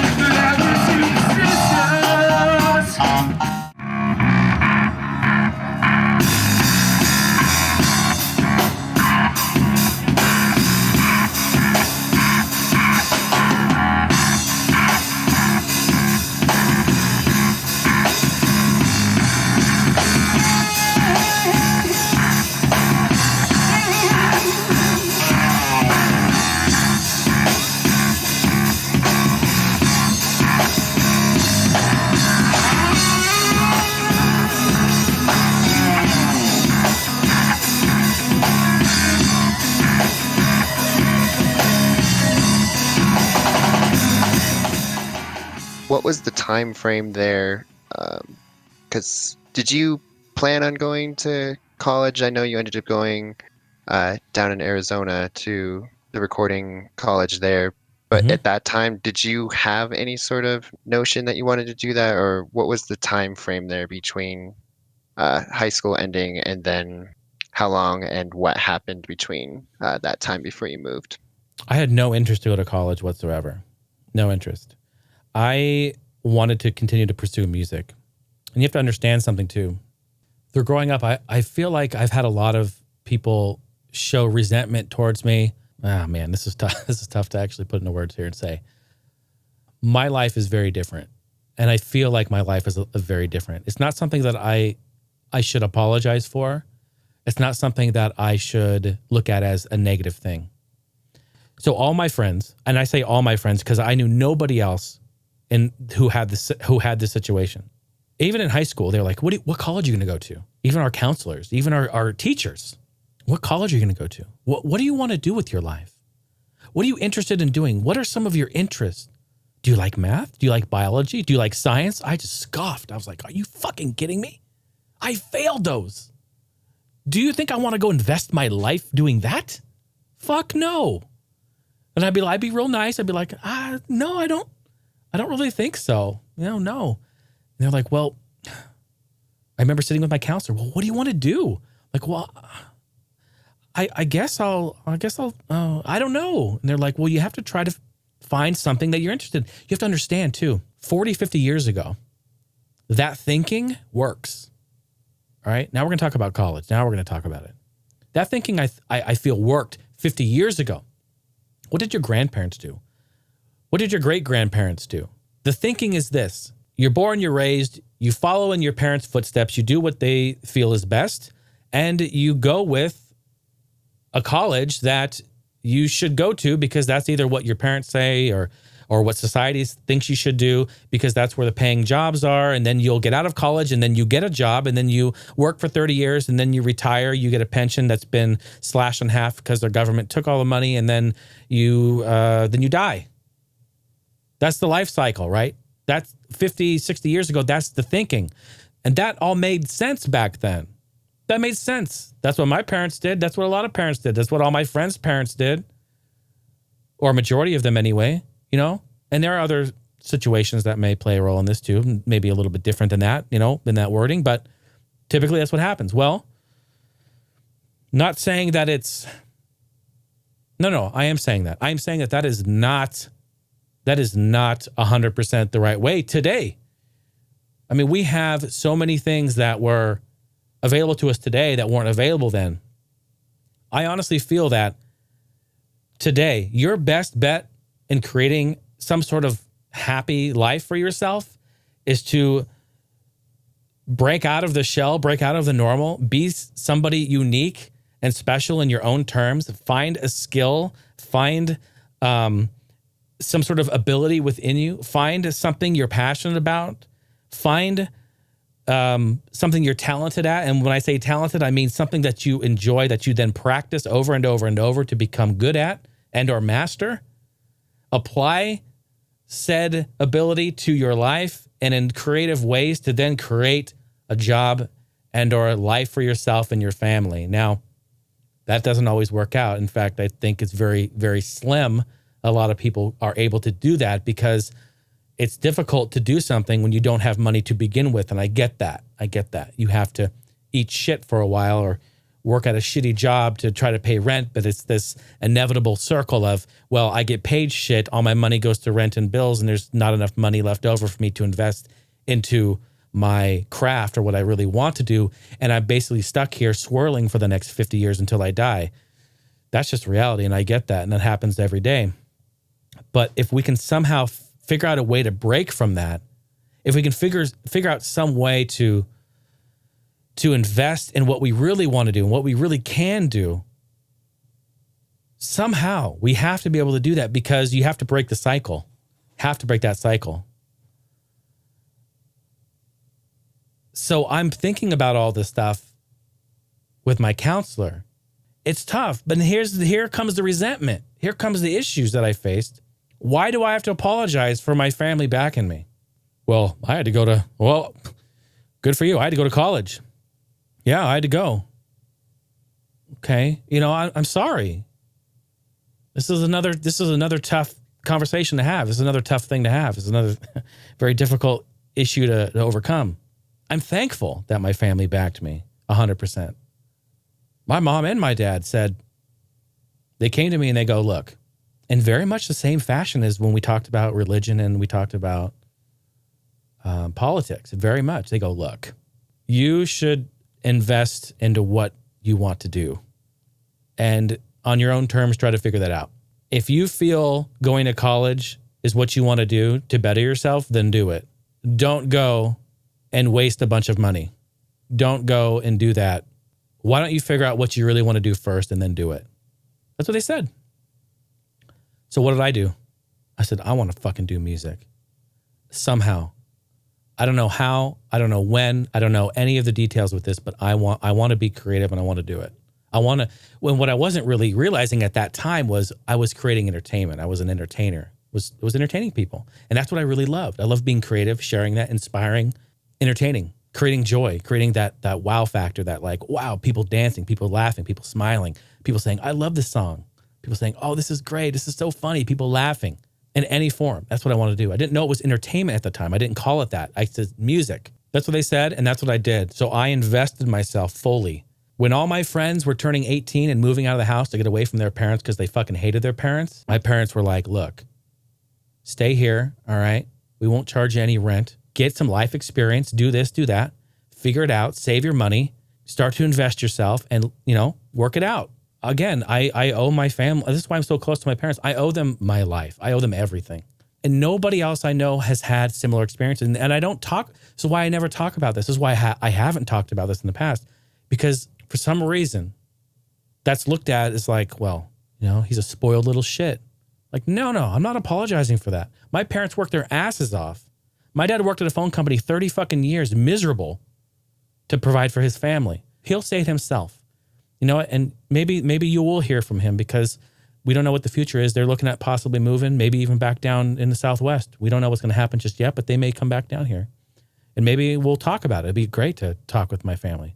He says, hey, man, look, my dad says, I never really fully invested in myself. I remember he said that to me personally. Jason, you go out and you do what you need to do. You're smart, you're talented, you can do this. You can do whatever you want. Me, I provided for the family. I worked there because it was just there. It was convenient. But I never fully invested in myself. He told me that.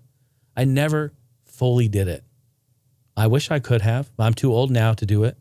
He says, I never regret anything. I never regret a single moment of it. It's pretty amazing. It's pretty amazing when your parents put, their children above them, put their family above them.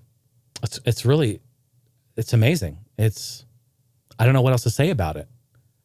And I don't have the right wording to express my sincere love and appreciation for that. It has built me and created who I am today. And the reason why I still fight, I still drive myself as hard as I can, sometimes into the fucking ground. This is important. We're gonna push through, and we're gonna actually do something. Like, we're all gonna do something. And I feel that about everyone. I feel like, man, I feel the passion, man. I feel it. And I think hearing it sometimes from anyone can maybe make that spark or make that change. And so I know we're talking about college, but yeah, I don't agree with that thinking today. I don't think, first of all, let me just summarize that for you. Guaranteed that an employer today would rather hire somebody who has a great personality, a great attitude, teachability, and the ability for them to show up on time over the fact that you just spent 10 years getting your master's degree in whatever the fuck it is. Unless you are needing to be like a doctor or something, all right, where you're required to have that. I get that. But your best bet, folks, today, in today's technological world, your best bet today is to find a fucking skill set, some technical skill set, some passion, some drive, some artistic something or rather, or something that you can tangibly do. Put yourself online. Just do something that's out of the norm and break that mold, because I think there's more success to be had there today than going and wasting $50,000, $60,000, $100,000 in college to where you're never going to be able to pay it back because the whole fucking system is broken. Don't even get me started on the whole fucking school loans and insurance scams and all this bullshit. There's all kinds of issues with that.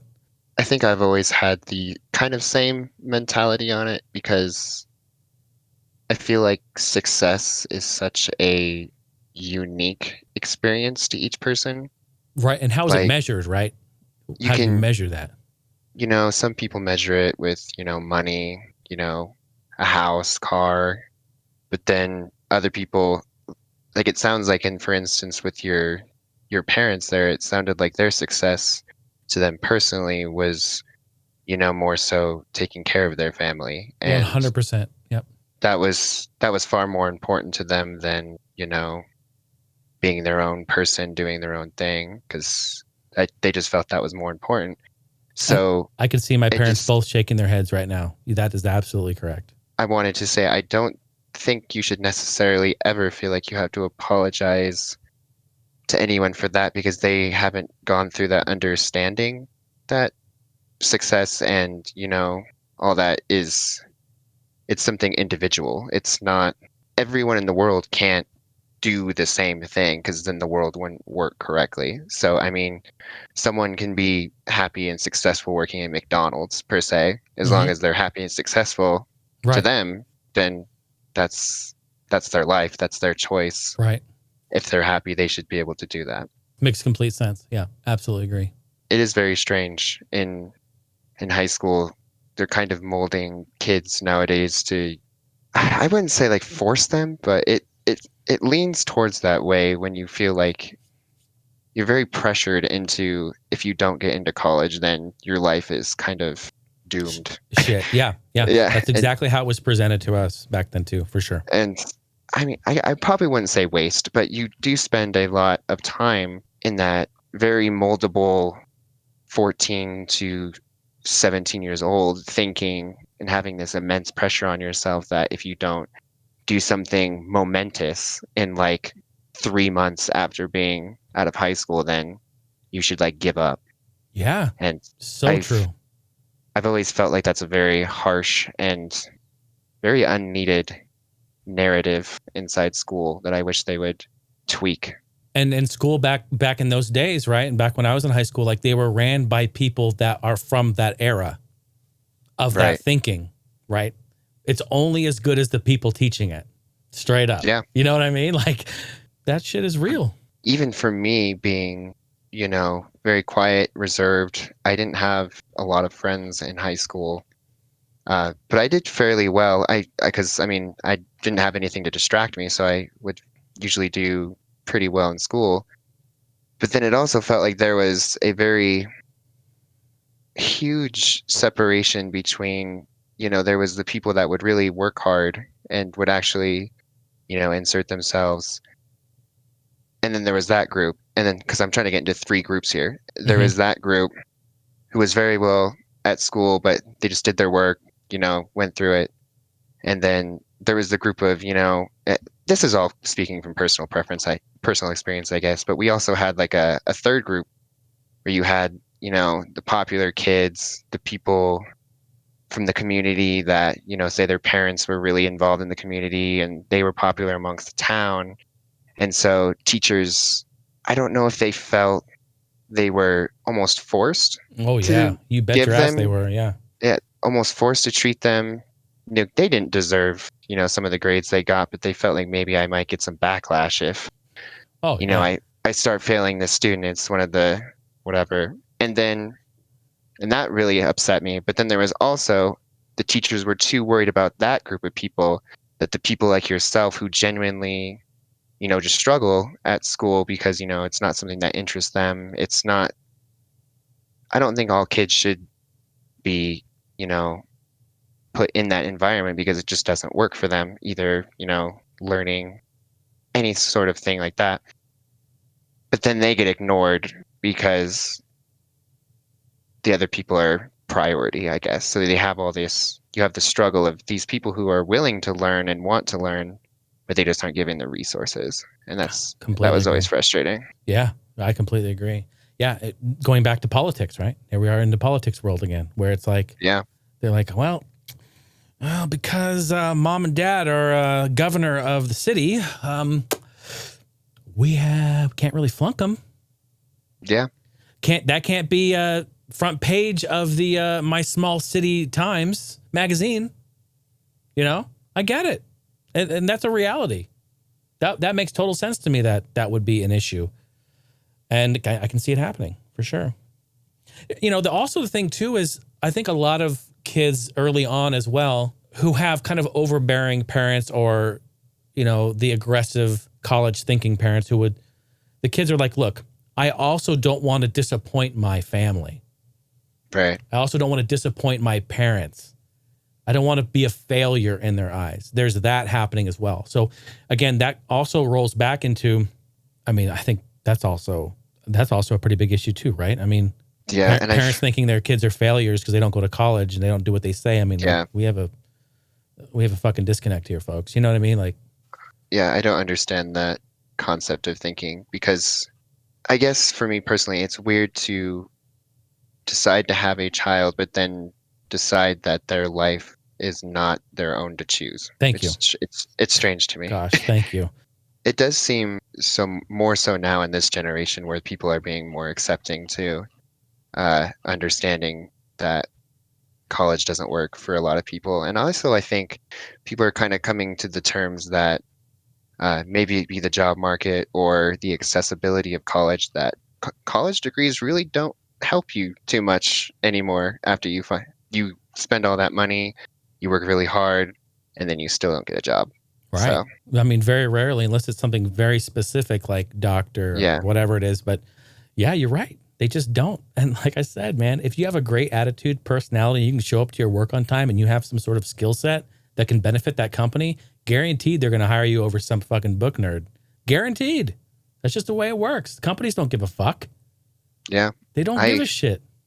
I would definitely rather have someone working around me or for me that was even more, common sense smart, street smart.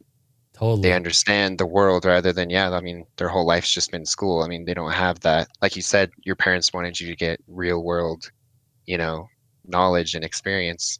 I think that's more valuable personally, but it's just another thing that, I'm thankful for. So I guess after all that happened, when was the final choice then?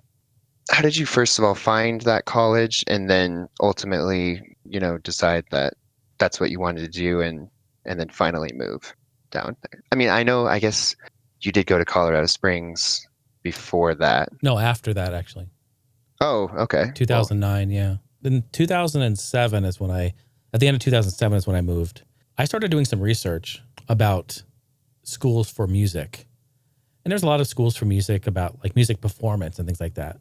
But this is quite a bit later. So there had been about 6 years between this moment and playing in Rec Soul. I've been producing my own music and recording. I found a knack for recording and engineering and mixing, and I was DJing. I got into DJing. I bought a turntable. I was doing parties. There's a whole world of music.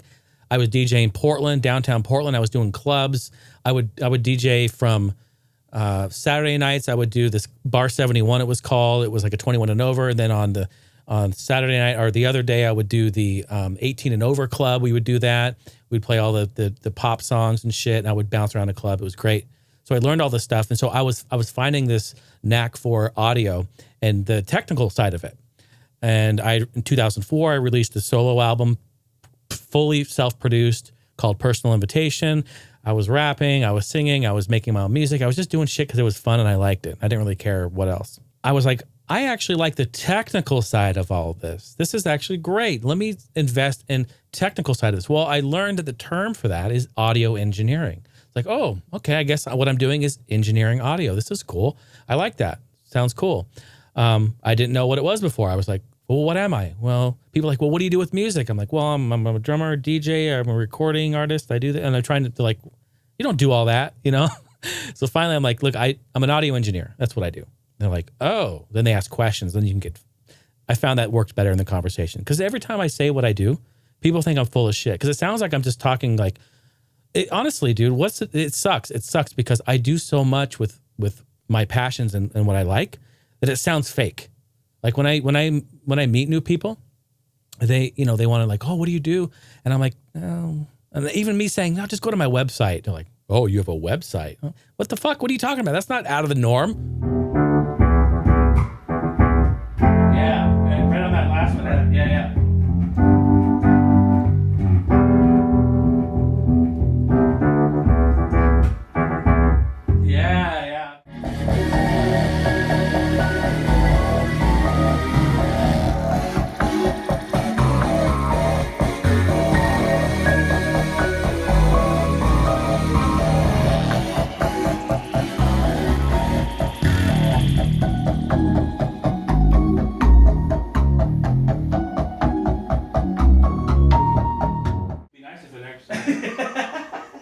No tracks are record enabled. No shit.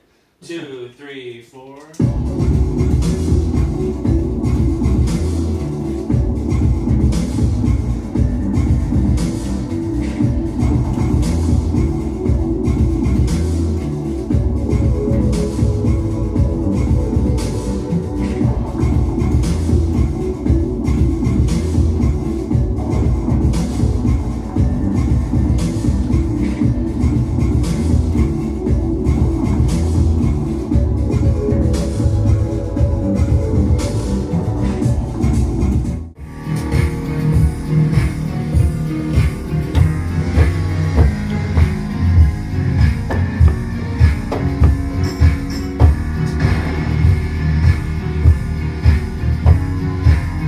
Yeah, anyway, so I found out it's called audio engineering, and I started to research. I found one in LA called the LA Recording School. I was going to go there and do a tour. It was really bougie, and I didn't care for the attitude there at all. It was very much like, well, this is the most elegant and elite school of them all. If you don't come here, you will never be an audio engineer, period. We're in the middle of Hollywood. That was their whole thing. We're in the smack dab middle of Hollywood. And I'm like, cool, I'm not into it. Okay. So then I started to do some research, and lo and behold, right here in Arizona, where my older brother, CJ, was living at the time, remember, he moved down here in 2001, so he was still here. There was a school called the Conservatory of Recording Arts and Sciences, and I went to the website, looked it up, it looked pretty cool, and just the convenience factor of it being here in Arizona, I had a place to go, to stay for free. So I go, hey, CJ, I'm going to come down for a week. Can I crash at your pad on your couch because I'm going to go do a tour of this campus? He's like, yeah, absolutely. So I just booked a ticket. I packed up for a week and I came down here, and I called up the school first, and I set up an appointment, and I did a tour of the campus. They showed me around. They were very courteous, very nice. And they broke it all down for me, told me how much it's going to cost, this and that, how long the program is, showed me the studios, showed me some classes in action. I stood in the back of a classroom while they were teaching. I mean, like, it was very nice. I felt very welcomed there. And so I was like instantly going, okay, it's what I want to do. And I knew this even prior going in. I didn't think that going to that school would then grant me this magical key that would unlock every door to every studio in the world. And I'd become this magical engineer producer guy. All right. I didn't think I'd become the engineer for Justin Timberlake or anything like that. I knew that. What I wanted was I wanted the icing on the cake. I had already been fucking with audio for 7 years prior to this, right? I've been doing this, you know, well, really 8 years, right? If you count the early days. So I wanted that technical skill to be really brought together. Like when I twist the knob and the treble goes up, right? I don't want to be like, turn the treble up. I want to be like, hey, can you put a notch at 2,000 kilohertz and bump it 4 dB and know exactly what that means? And I know exactly what that sounds like. And I know exactly what that's going to do to the mix. That's what I wanted to know. And I wanted to understand that technical side of it. And that's what I went in to get. And I got that and so much more. I learned so much about audio that I had no idea about. See, I had an ear for audio. I was mixing songs in my basement that I would go, this is really funny story. I would, in my basement, make beats, and then I would go to Guitar Center, all right?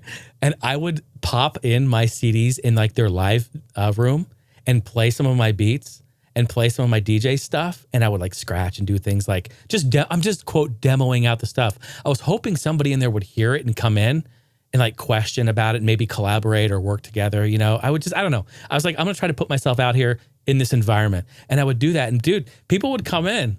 One time this employee came in that was there. It's like, whoa, who is this? What beat is this? I'm like, it's mine. He didn't believe me. He's like, come on, it's not you. I go, yeah, I made this the last week. This is my beat. It's actually a beat I remember. It's called Games. And yeah, it was really cool. And I was scratching on it, doing all this cool stuff. And this dude was like, no, it's not you. I go, okay. I turn the volume down. I walk over to the CD player, pop it up, pull the CD out. And I go, here, look. He goes, oh, shit.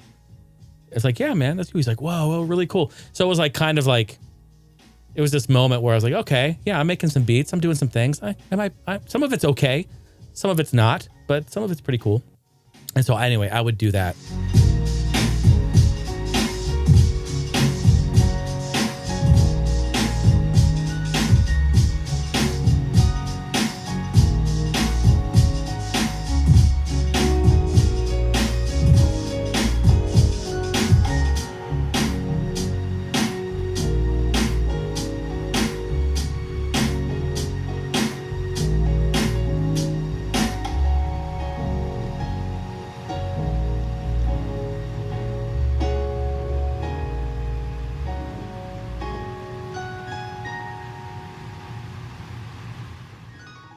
So the technical side of it was what I'm getting after. And yeah, I said, I want to enroll in the school.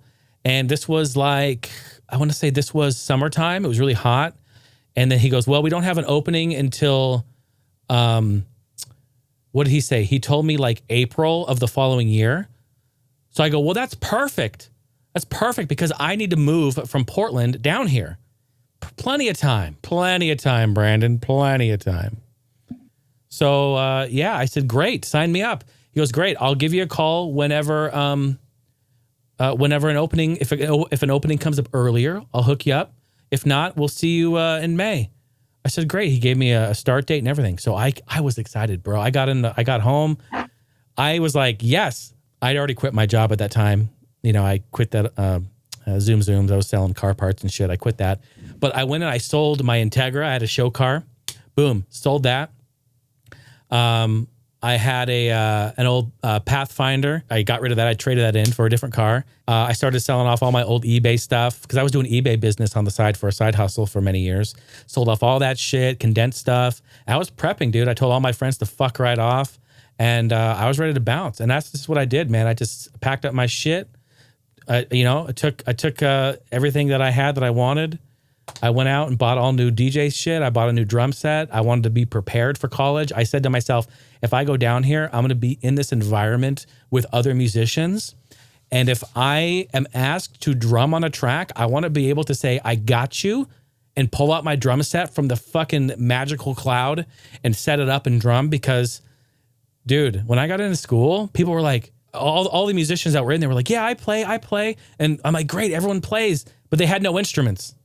They're like, oh, I had to move from so-and-so state and I couldn't bring all my stuff with me. And I feel bad for them, right? I get that. Not everyone can afford to bring all their shit with them. That allowed me to get that gig. I was the only drummer in there with a fucking drum set, dude. It was crazy. So every time there was a session or someone needed something, they're like, Jason drums, boom, I got the gig.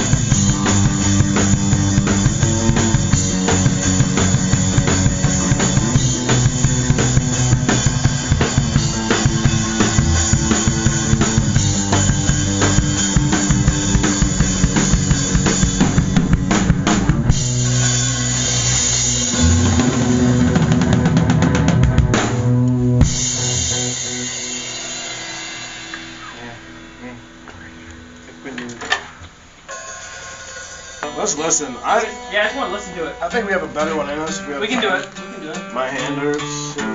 Breather. And I was there drumming. So like I took full advantage of school when I was there. Same thing with DJing. They're like, oh, we need someone to come and do some cuts or some scratches. I DJ. I got a turntable. I'm ready to go. Really? Yeah. Just give me an hour. I fucking jet home, 3 a.m, pew, go home, grab all my shit, pew, jet back, set it up. I'm ready to go. What do you need? And that's the thing, is taking the initiative and being prepared. I knew that. I wanted to be prepared. Now, that just took some planning. All right. And I was lucky because I sold off a lot of my shit. I sold that car, which, paid for a lot of my college to even attend there, and also the new gear and stuff. We were rocking. And it really brought everything together for me and gave me the icing on the cake. And getting back to my original statement, is the icing on the cake that allowed me to understand what in the hell I was doing in that studio. I learned a lot about audio, and it has helped me tremendously. And even to this day, I think back on those times, it was the most stressful thing I'd ever done in my life. It was very brutal. I started to gain weight. I was drinking coffee and energy drinks like all the time. It was hard to stay awake. I started to lose my hair at that point. I was 27, 28. It was very hard on me. And I would even go as far to say is that I may not have fully even recovered from that because it was very stressful. It was basically, I got 2 hours of sleep for an entire year, but we did it, and I'm so thankful for it. And then how long did you spend there? How long did it take was there like a certificate, or was it like a degree? What was the end goal there? It's a degree in audio engineering. I don't know. There's like maybe 4 or 5 different certifications. Certified in Apple's Logic. I'm certified in Waves audio plugins. There's a bunch of other, certified in Auto-Tune. Took a class on that. It's basically a degree overall. Music business, there's music theory, there's a bunch of stuff, and then they give you little certifications. But yeah, no, it was a 40 credit course. It was a year and 2 months long. It's short, so it is crammed, packed. And then the campus is 24 hours, so you're encouraged to stick around and take advantage of it. Do gigs, get in there, work the console, work the machines. We learned analog and digital. So it was insane, to be honest, very insane. And I graduated top remarks. I was part of the AES, Audio Engineers Society. I was a board member on that, which was really cool. We hand-built gear. I hand-built speakers and little pieces of audio gear. And I graduated with a 3.99. Yeah, it was almost 4.0. And I did really well, and I invested in myself fully, and I understood it, and it was great. It was really, really great. I took a lot from it. Yeah, and I have that. I have it actually, this is not up, but I have it all framed, and I have a really cool frame for it, and it's something I'm really proud of. You know, it was an achievement, great achievement. And then the events, of course, following that, you kind of spoke about in your other episode. I don't know if you want to really reiterate all of that, because I think this is pretty much where you led up to in that episode, kind of covered the next, 5-6 years, right? Yeah, pretty much, because I moved up to Colorado in 2009 after I graduated, and then spent the year there. We're coming to you live from Colorado Springs. I'm gonna give you guys a little tidbit on barbecuing. There's a lot of things you gotta take in consideration when barbecuing. But most amateur grillers don't know. Step one to having a successful grill, for your food to turn out fabulous, is having one, a very hot grill. How hot? Yeah, I knew that was coming. Can't tell you. Well, because if I did, I'd have to kill you. But I'll give you a little tidbit. About as hot as charcoal gets. Think about that.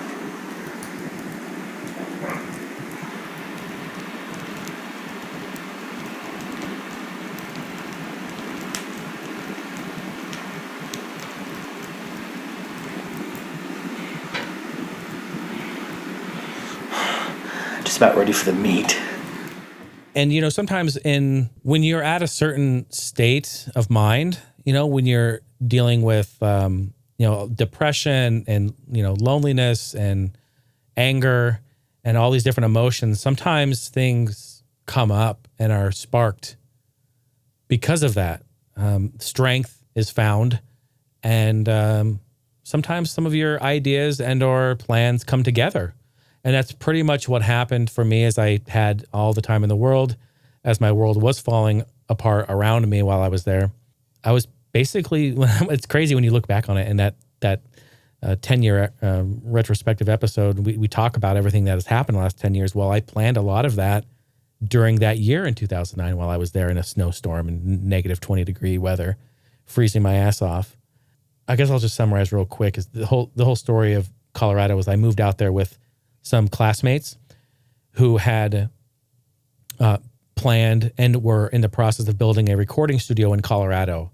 And they'd showed me blueprints, they'd showed me ideas, they'd been working on it, they'd show me all kinds of proof of concept stuff that was real. And so he got us, me and a few other classmates, to all invest 100% and go out, move to Colorado, pick up and move there for him to help him build this out. And we all were in. Come to find out, nothing of it was true. It was all fabricated. And we were there with no job, living off of our savings, and nothing that he had said to be his word was truthful. And it was a really big blow for all of us. And then we, of course, disbanded, and I moved away after that in 2010 back here to Arizona. But that's the really short version. So I did live there for a year in 2009. I do know that there's specific songs and topics on Nothing's Forever that goes into that. So when you came back from that, when you were in Colorado, were you writing some of Nothing's Forever, or was that all like in a rush when you got back, that it all kind of like came out and hit you? Yeah, I wasn't writing any music. I wasn't writing any music while I was in Colorado. Nothing of Nothing's Forever was written in Colorado. It all came as a rush, like you said, after I had moved back, and I was able to actually decompress my emotions and my data. But also was going through like a crazy breakup at the time, and there was a lot of emotion there, and I had hit just really, really, really shitty breakup. And so I was like very inspired to compose, and all these emotions that had been building up for the last few years really went into that. And then I think I released that album in 2012. And I think some of the best music comes from those situations, and feeling a certain way. I mean, for me, they have to. That's why it takes me so long to write music sometimes, is that music has to do something for me. I have to feel something. I have to feel a certain way with it. So when it does and it's right, I'll release it. I don't ever just like rush songs out. I guess I've always had a question about this too. So I do see that there's the frustration there from the situation in Colorado. There's a lot of songs about the breakup there, but there's also at the kind of more so at the beginning of the album. There's a lot of more, I would say, happier songs. Were you just going through like a cycle of all of those feelings, or did you? Yeah, absolutely. Was that more so written like at the end? No, I was definitely on a roller coaster ride, for sure.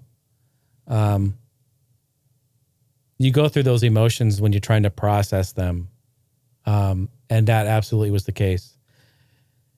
Yeah, the song I think you were talking about earlier is called "Called Out." It's on there. It's towards the end. Yeah, it's that one. That one was specifically and deliberately written about Colorado and all that shit there that happened. I mean, right. I usually don't name names and whatnot, and I didn't actually call anyone specifically out. I mean, openly with names, but I'm definitely talking directly to all of them that were involved. Thank God most didn't, but 3 of us did. I broke my back, packing my shit up in the back of the truck, getting that shit as high as I could get it. 85 just to fill it, cruising I-25 with all these ideas in my mind to hopefully expand my life. And here I am, 6,000 feet high, flat broke, and you wonder why I'm all mad at thee?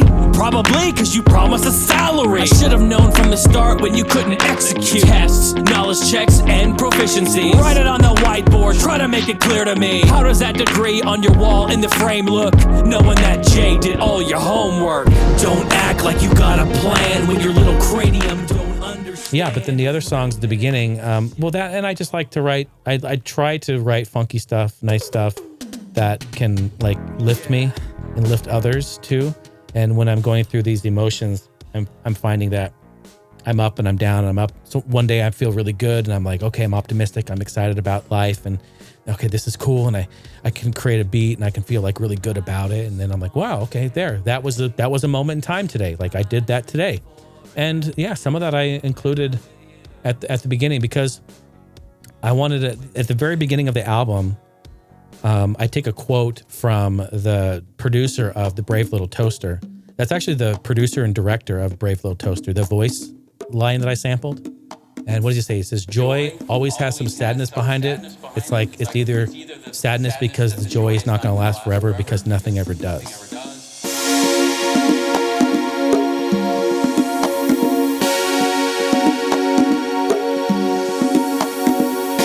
Joy always has some sadness behind it. It's like, it's either the sadness that the joy is not going to last forever because nothing ever does.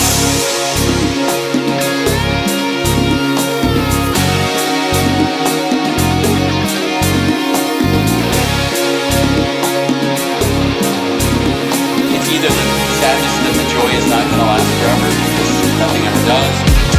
Everything you see, yeah. Everything you feel, everything you know, it's bound for everything you hear. Sadness, everything you believe, not going to last forever. Everything you dream, nothing ever does. Nothing forever. Everything you see, everything you feel, don't feel that. Everything you know, everything you hear. It's bound to be everything you believe, everything you dream.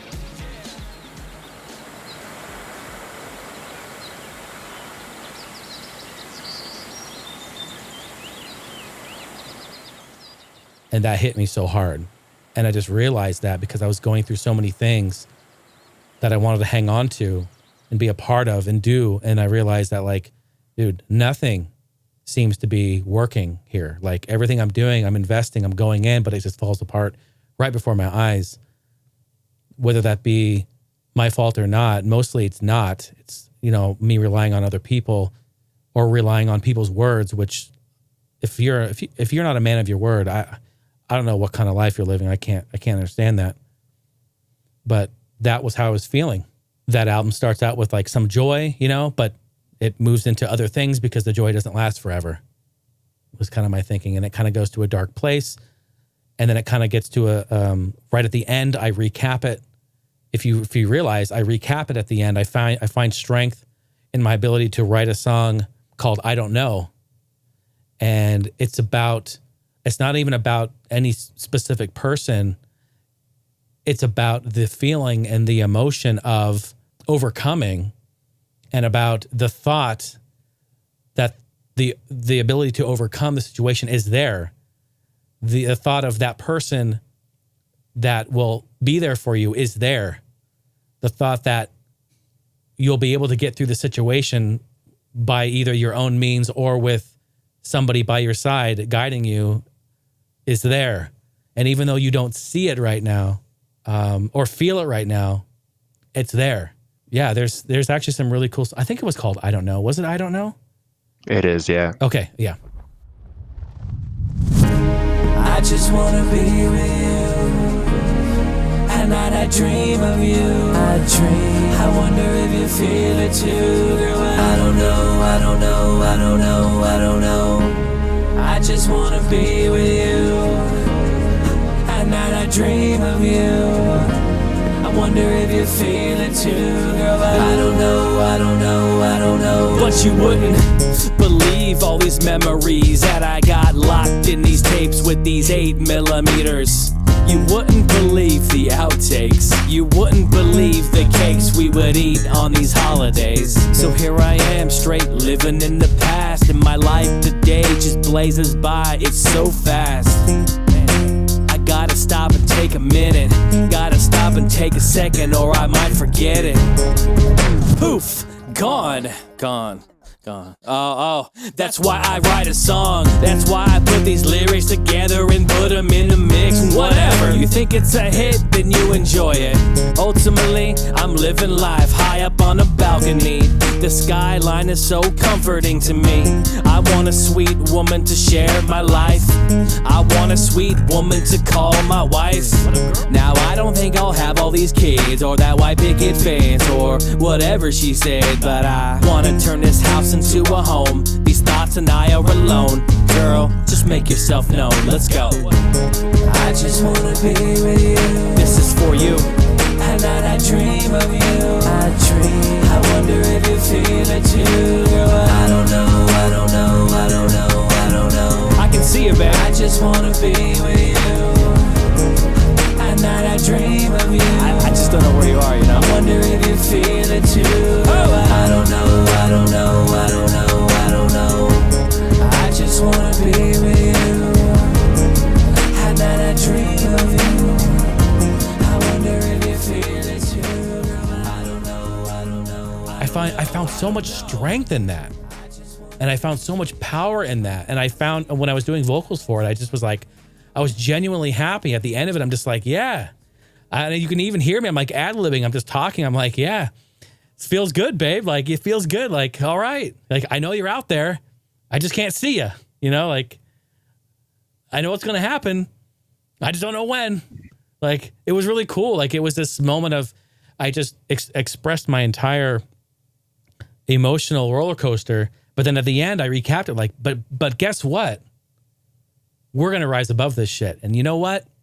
I don't know where you are. I don't know what's going on. I don't know where I'm at, but somewhere, someday, somehow, like, we're going to rise above this. And I'm excited for the future is what I say. That's it. And that's just me trying to be feeling that. And I'm hopeful. And I really am. And I really was at that time. Because what the fuck am I going to do? Am I going to sit here and just be like depressed the whole time? Like, I feel like there is if you're going to sit and be depressed and sad and butthurt about everything, good. In fact, you should be for as much time as you need. We're always told to suppress that shit. We're always told, oh, fucking suck it up. Suck it up.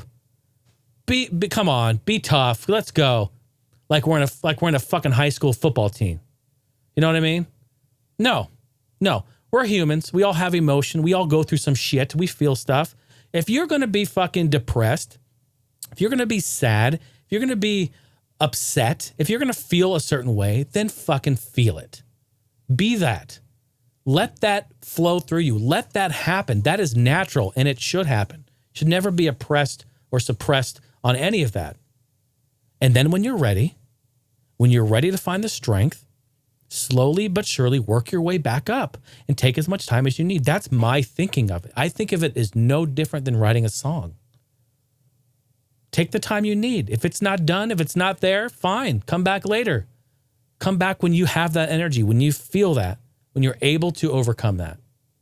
And when it's there, when that spark's there, go. If it's not, then don't. That's how I feel about feelings, like in general for people. I think it's okay to be at a certain place. I think it's all right. You shouldn't feel any negativity with how you feel about anything. You should be confident in your ability to be at that spot. You know, does that make sense? No, 100%. It's strange for me because I think pretty much around this time is when I started talking to you, around 2012. I think it was 12, yeah. And it was weird because we were both going, because you were kind of coming out of that kind of bad time of your life, but you were also kind of still in it. You were figuring things out. And then 2012 was about when my life started going super how I planned. And I remember that I had been listening to you in, the All Gens Gamers podcast and all that stuff for pretty much like 2 years prior before that. Right. Was watching and like EMU review and that kind of stuff. Yeah, classic. But I remember it was when you released Nothing's Forever that I was like, I really wanted to be more engaged in you as a person because I felt like there was a lot of things inside of Nothing's Forever that I connected with. And I still feel like, I mean, of course it's personal preference because I listened to it a lot at that time when I was going through all that stuff, but I think Nothing's Forever is still my favorite music that you've ever put out. Man, it's awesome. It's the big words, man. I appreciate that.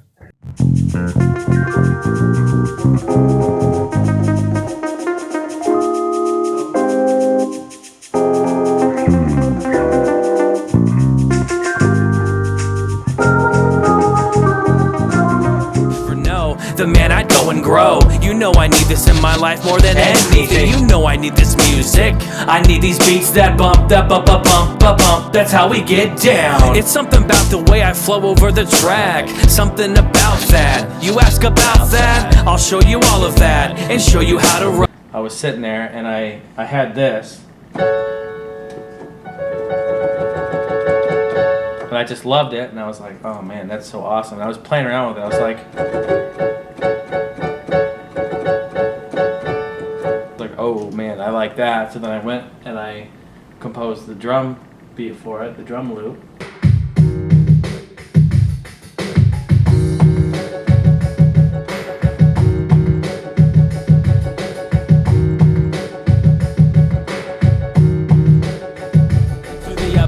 It's kind of funny that I walk alone, but I choose to walk alone. I prefer to walk alone. I appreciate that. I do feel that Nothing's Forever has out of anything and everything I've made and produced up to this point, it has the most emotional inspiration put into it. Like those songs were written directly from my feelings of so many negative places, so it stemmed specifically from there, like my recent one came directly from being happy and being like completely in love with, life and with my situation and, showing my love and respect for Stephanie. And that's where that comes from. And it's a whole completely different feeling and emotion than Nothing's Forever for sure. And that's what's great about it is that they're snapshots in time. They're moments in time. And I'm so glad that it was printed like that so we can always revisit. You never know. It's that right there. The fact that you told me that it has helped you and you go back to that time. Even though maybe sometimes it's hard to listen to some of the songs because they remind you of a certain person or time or moment or emotion or feeling, at least you can look back on it and see the growth. That's what's important. There's 3 songs right at the end of Nothing's Forever. Yeah, it's okay. I brought it up just so I make sure I had it right. I knew one of them. And yeah, Be Right, and then it goes into I Don't Know, and then Let You Know. Let You Know. I can't. I can't listen to any of those songs anymore because it's I don't know. It's too hard for me. Yeah. No. No. I understand completely. I understand. Man, Wham Bam. Those are powerful ones. I really ended it powerful, didn't I? I just went right those in. are good ones. I always know how to end. Somebody told me that, actually. I don't remember who told me. Did you tell me that? You told me that. It was you. You go, man, you really know how to end albums. Yeah, I think my favorite song by you ever is 11 p.m. and I think that's also the end of one of those remix albums too. Oh, wow. That's my Animal Crossing remix. Yeah, I still think that's my favorite song that you have. Wow, no shit. Okay. Yeah. That's cool. That's good to know. Wow. I always really liked that one. Yeah, I made it into a slow jam. Yeah.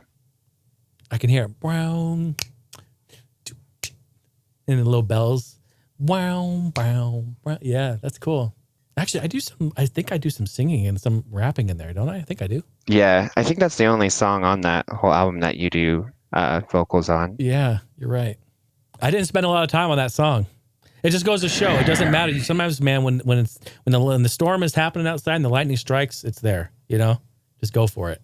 Which one is that off of? Is that off the first one? I'm pretty sure it is. That's off of the video game remixes. Yeah, it's because it's the yellow covered one, right? Yeah, the one that Hanzo drew. Yeah.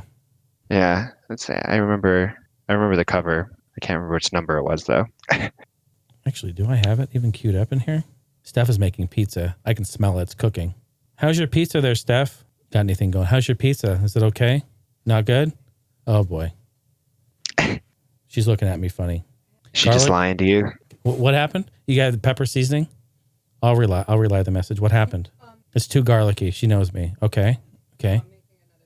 Oh, you're making another pizza for me? Oh, you don't have to do that, love. It's okay. I can just eat and complain about it. Just. Oh, well, okay. I'll take your word for it. Yeah. I have a feeling she liked it too much and then ate the whole thing, and now she feels bad and she's making you a new pizza. Dude, you actually are onto something. So Brandon thinks that you actually like the pizza way too much and just ate the whole thing and are making me a new one, which that sounds actually correct. Brandon, don't tell my secrets. Too late. Yeah, it's on. I have it right here. Let's see if it'll play it just real quick. It's the last song on that album.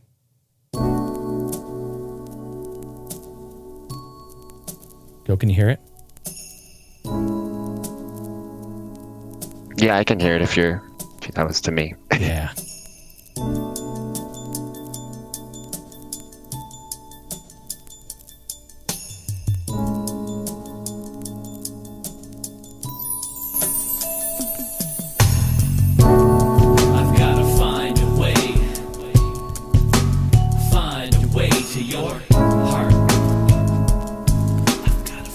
Man, I got juicy on that bass, didn't I? I forgot about that. 'Cause I don't want to live my life. Live life. Part. No. And I remember just kicking back late in the day. I didn't really know what to say. So baby girl, let's just lay. Pirates of the Sea, parlay. Hey. Sunday, well, you can do your shopping, and Jay Heine, he gon' do the game hopping. But first, let's kick back with animal droppings. Excuse me, I meant Animal Crossing. Oh, dude. I've gotta find a way. I had fun with that verse. I forgot all about it. Find a way to your heart. Oh, dude, and I threw in piano at the end. Dude, that is a great song. I forgot all about it. It's crazy to me how different your voice sounds even just there. Oh man, my voice is getting so low as I get older. Yeah, it's low. crazy. I guess know. I didn't notice how much it changed until you just played that. That's Dude, crazy. I know. So recently I've been going through my you know, I've been going through my back catalog, doing the background beat stuff, and I'm pulling all my instrumentals and stuff, but I'm also going back to my master tapes on stuff, and I'm listening like Personal Invitation and Higher Standard, and even Nothing's Forever, to be honest. And it's crazy how like higher pitch my voice is. It's crazy. I agree. It's really weird to listen to. I'm just getting, man, my voice is getting lower straight up, dude. My eyesight is staying the same, but my voice is getting lower. I gotta listen to that song again, dude. I really like that. 11 p.m. That's his favorite song of mine. I didn't know that. I even said animal droppings in it. That's so funny. I forgot about that. How's this pizza, Steph? Oh, this is the bad one? Yeah. I want to I put it halfway in my mouth. Here you go.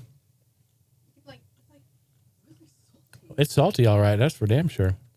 garlic and pepper. It doesn't say garlic salt. Fuck, give me a Sprite. All right, I'm sorry to derail everything there, Brandon. But when you said that, you're fine. when you said it was your favorite song, I was like, wait a minute, I got to revisit this.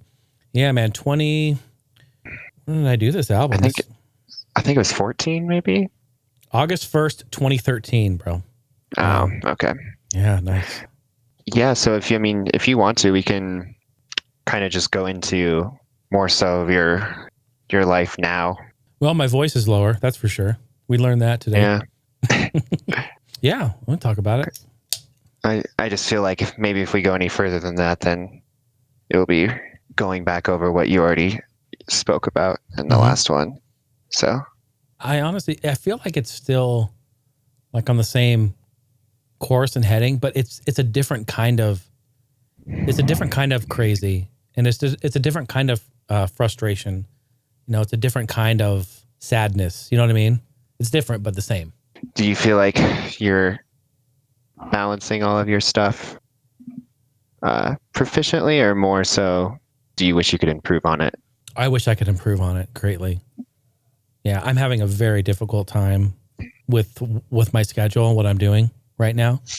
And I'm knuckling down and working the third shift, overnight shift to have a living, you know, but it's very difficult. Yeah, man. I mean, I pretty much get one day off. I don't see Steph a lot. I don't see her during the week at all. I don't have the extra time to invest in building my brand the way that I want to. And that's key. I have to be continuously in people's faces and doing things and engaging. And I don't have the time to do it. And so that's hard. So yeah, I don't know. I'm thankful to have a job during this time. You know what I mean? So that's why I'm continuing to work very hard at it. And dealing with lots of corporate settings is something that I'm finding that I cannot stand. And there's so much dysfunction and disrespect in those settings that I don't get down with. And it's hard to sit and deal with it, you know, but you have to try to, you know, I got to try to make a living where it's at right now. So, yeah, to answer your question, no, I need to do better at it. I'm just trying to figure out the right way to do that. And so far I've been successful since March of the schedule that I'm currently on, and I've maintained it for the most part. Sometimes I have to just push a podcast episode out a week or something, but other than that, I've really maintained it and stuck with it. But it's been rough. It's been tough to do. What I'm currently doing is a full-time job, and I look at it as such, and I want to continue to grow it, and I want to get out of what I'm doing. I'll call it the 9-to-5 and invest 100% into my entertainment. And that's always been the goal and always been the drive in everything that I do, whether that be, you know, investing in a business to create a gaming convention, you know, Game On Expo, whether that be, you know, creating, you know, content or, you know, investing to do DJ streams or investing to do podcasts in the new setting and getting a camera to do this. And I know there's so many gears that are turning, and, you know, they're all not turning equally. And so it can be rough sometimes. So I'm working on it. I need to improve on it. People tune in, and they tune in Thursday, Friday, and Saturday nights, and they see me on Twitch, and I'm actually living my passions through that. And I'm doing that, and they may see a 3 or 4 hour glimpse of me and what's going on, but I want to share more. That's why I wanted to do this with you and talk openly and completely honest and candid about life and about what's happening. Is I want to, fuck man, let me just be real, dude. I want to leave my 9 to 5 and I want to do this every single day. Like daily vlogs. I want to be DJing like all the time. I want to be streaming every day. I want to be doing podcasts all the time. I want to interact with people. I want to engage. I want to interview industry people. I want to just like completely do this fully. And it's easier said than done, right? It's trying to find that balance of where can I cut the fat? This is something I talked about earlier. Like, where can I cut the fat? What do I not need to invest my time in? And where can I invest it? And even if it's somewhere new, you know what I mean? Like, where can I invest it in? So I'm thinking about it, Brandon. I'm thinking about it and I'm looking at it. We'll continue to grow and see where it goes. Do you feel you were kind of going on there about how when you get older, you kind of set into a different set of problems and things you deal with? Do you feel like one of your biggest things you feel sort of down or that you wish you could overcome is that you're not valued as much as you'd like in your position or in your business or anything like that? I would agree with that. Yeah. It's definitely something I struggle with. I think I sometimes look at like the grand picture of the full scale. It's been difficult sometimes seeing the people that I've helped go up and do stuff where I continue to remain in a way stagnant. And I'm trying to figure out why that is and what's the reasoning behind it, and or why don't people see the value in what I'm creating for them? Is it not the right type of content for value? And I think that's actually the kicker. I think that's actually the key to this lock. But if there's not enough value, if people don't see any value in you or the content that you make, then they won't tune in and watch. And so I've always come from, I want to create content that I like, that makes me happy, because if you're creating something that you're not passionate about and or that you like, it will come out in your videos. It will show, and you'll create low quality content. So I like to create experiences, and I hold these experiences very high. I'm creating something that can be emotional, maybe is a bit in tune to areas that you may not think you can tune into and or may not want to tune into. And I would understand that, because I think my realness might hinder that a bit, right? I think not everyone can understand that. I don't know, dude. Like, everyone wants to live a fantasy life, but like, this is real life shit sometimes. And there's a time and place for everything. You know, I get it. They're like, look, man, I'm just trying to log into YouTube. I'm not trying to get real with you. But like, dude, once like the RPG like fantasy role ends, like, we got real shit to deal with. And I want to be that guy that's there to like help you with that. You know what I mean? Like, cool, we can have fun, we can play games, we can fuck off, we can do all whatever. But when the time comes, you need like a real friend, somebody who can speak real truth and listen to your real issues and truth. Like even Percy called a few weeks ago and was talking about his job that he got because he heard something that I said about sell yourself. Those comments right there continue right there. Just that alone shows that, okay, maybe to not everyone, but to people who are actually paying attention, that actually want to listen to this shit, there actually may be something in there for you. You know what I mean? And that makes me feel really good, because I've said this before, dude. Like, who the fuck am I? I'm just an average dude. I'm just Jason. I'm no one special. I'm just your everyday dude. And I just happen to have this microphone and the background to use this technology to fucking broadcast my shit online. But I feel good about the small wins that I have. I do feel like I need to somehow shift my content or what I'm doing to offer more value. I think I need to refocus it. So yeah, to answer your question, yeah, I need to improve on it. I need to work on it. I'm just not exactly sure where or how, because I see, let's just call it what it is, Brandon, right? Let's just call it what it is. I see a bunch of other people that I know very well, that, you know, people in the community, people doing stuff that are completely ignoring their community. They don't give a fuck about their community. They don't even invest into their community. It just doesn't make sense to me. I have no other words. So yeah, I need to build upon it. I need to improve it. And I don't know if it's like a learning thing. Like, I need to create more videos to help. And I experimented with this. I did some like audio lesson type videos, just throwing it out there. Those are test videos to see how they would go. And they're out there. You know, I did one about EQ, and I did a few about microphones.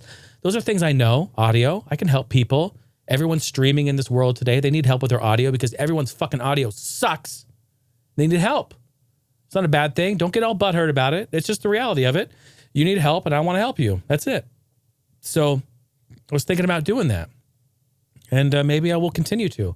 But I'm feeling the waters, man. I'm feeling it out, seeing where we are.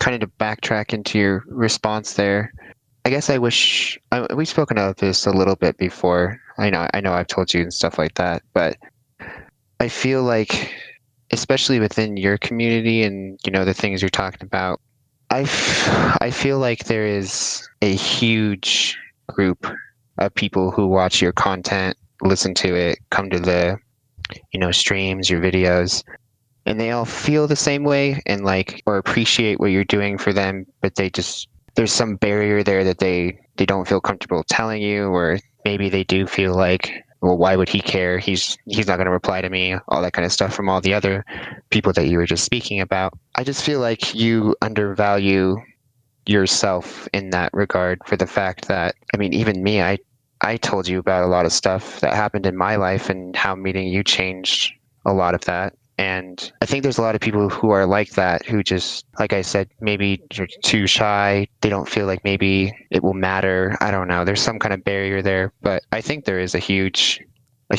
percentage of people, that are excited about what you do and appreciate it just from afar too. So For sure. And I don't ever want to devalue any of that. And I agree completely with you. I sometimes take it personal, right? What you're talking about. Because I wonder, that barrier we're talking about, I take it personal. I'm like, wait, what is it? Because is it me? I genuinely want to know. Are you not vibing with my personality? Do you appreciate it, but you don't vibe with it? In a way, I want to know, because I've invested at least the last 10 years openly online at trying to create a place that has no border, where people can come and have a fun, safe place and a friend. And I take it personal. I'm like, people don't like me then. Okay, cool. I'll accept that. I can accept that. If someone came up to me and goes, I just don't like you. That's an acceptable answer. We all can have those opinions. I would accept that. But I'd also say, who do you like then? Yeah. Who do you like? Do you like people that are mean to you? What the fuck? And I don't know, man. I think personally for me, this is just my opinion. I have no idea if this holds any sort of accuracy, but I feel like there's maybe a level of intimidation there, because you're very honest, you're very blunt, and maybe there is a barrier there that people aren't willing to accept. Because you are being honest, and you should be honest, and you should be straightforward with any person you're talking to, a friend, and whoever you're in a relationship, parents, family, whatever. But some people just aren't, ready to accept that that's the best way to handle a situation. Yeah, no, I get that. The truth is hard to hear sometimes. Right. This is going back to me being a little kid, being observant, right? So I think the nice thing about it, though, if you want to really break that down, is if we have a conversation. And this is the great thing about, this is actually what I learned a lot about when I was younger and my parents would argue with each other. I was actually a great mediator for that. And I hated it because I don't like arguments. I don't like people arguing with each other, especially your parents. But when they would argue with each other, it would typically be about some stupid ass shit that they didn't even need an argument. It was a completely irrelevant argument, a waste of breath, a waste of anger, a waste of sadness, right? It was a waste. And I would hear one person say this, right? And I'd hear another person say this, and I would be like, wait a minute, let's have a conversation about this. In most cases, I feel like you could solve anything with conversation, with communication. That's why I hold it so high. Whereas being observant, you can look at what's being said. Someone can say well, I feel this way about this. And then this person can say, well, I feel this way about this. I, in the middle, can look at that and say, look, okay, you over here, here's what I think about this, and I can see it from your point of view. Absolutely. Maybe let's look at it this way. What do you think about this? What do you think about that? Okay, we get it. Look over here. Hey, I know you're arguing with this person. Well, listen to what they said. Does that not make sense to you? Cool. What about your side? Okay, I see what you're saying. Your point is valid as well. It makes sense. Like, you can kind of see from both. Like, what I'm saying here is that when an argument happens or when people are talking about stuff, they each think that their side is right and that's it. End of story. Incorrect. That's not the way it works. There can be a compromise. You can agree to disagree.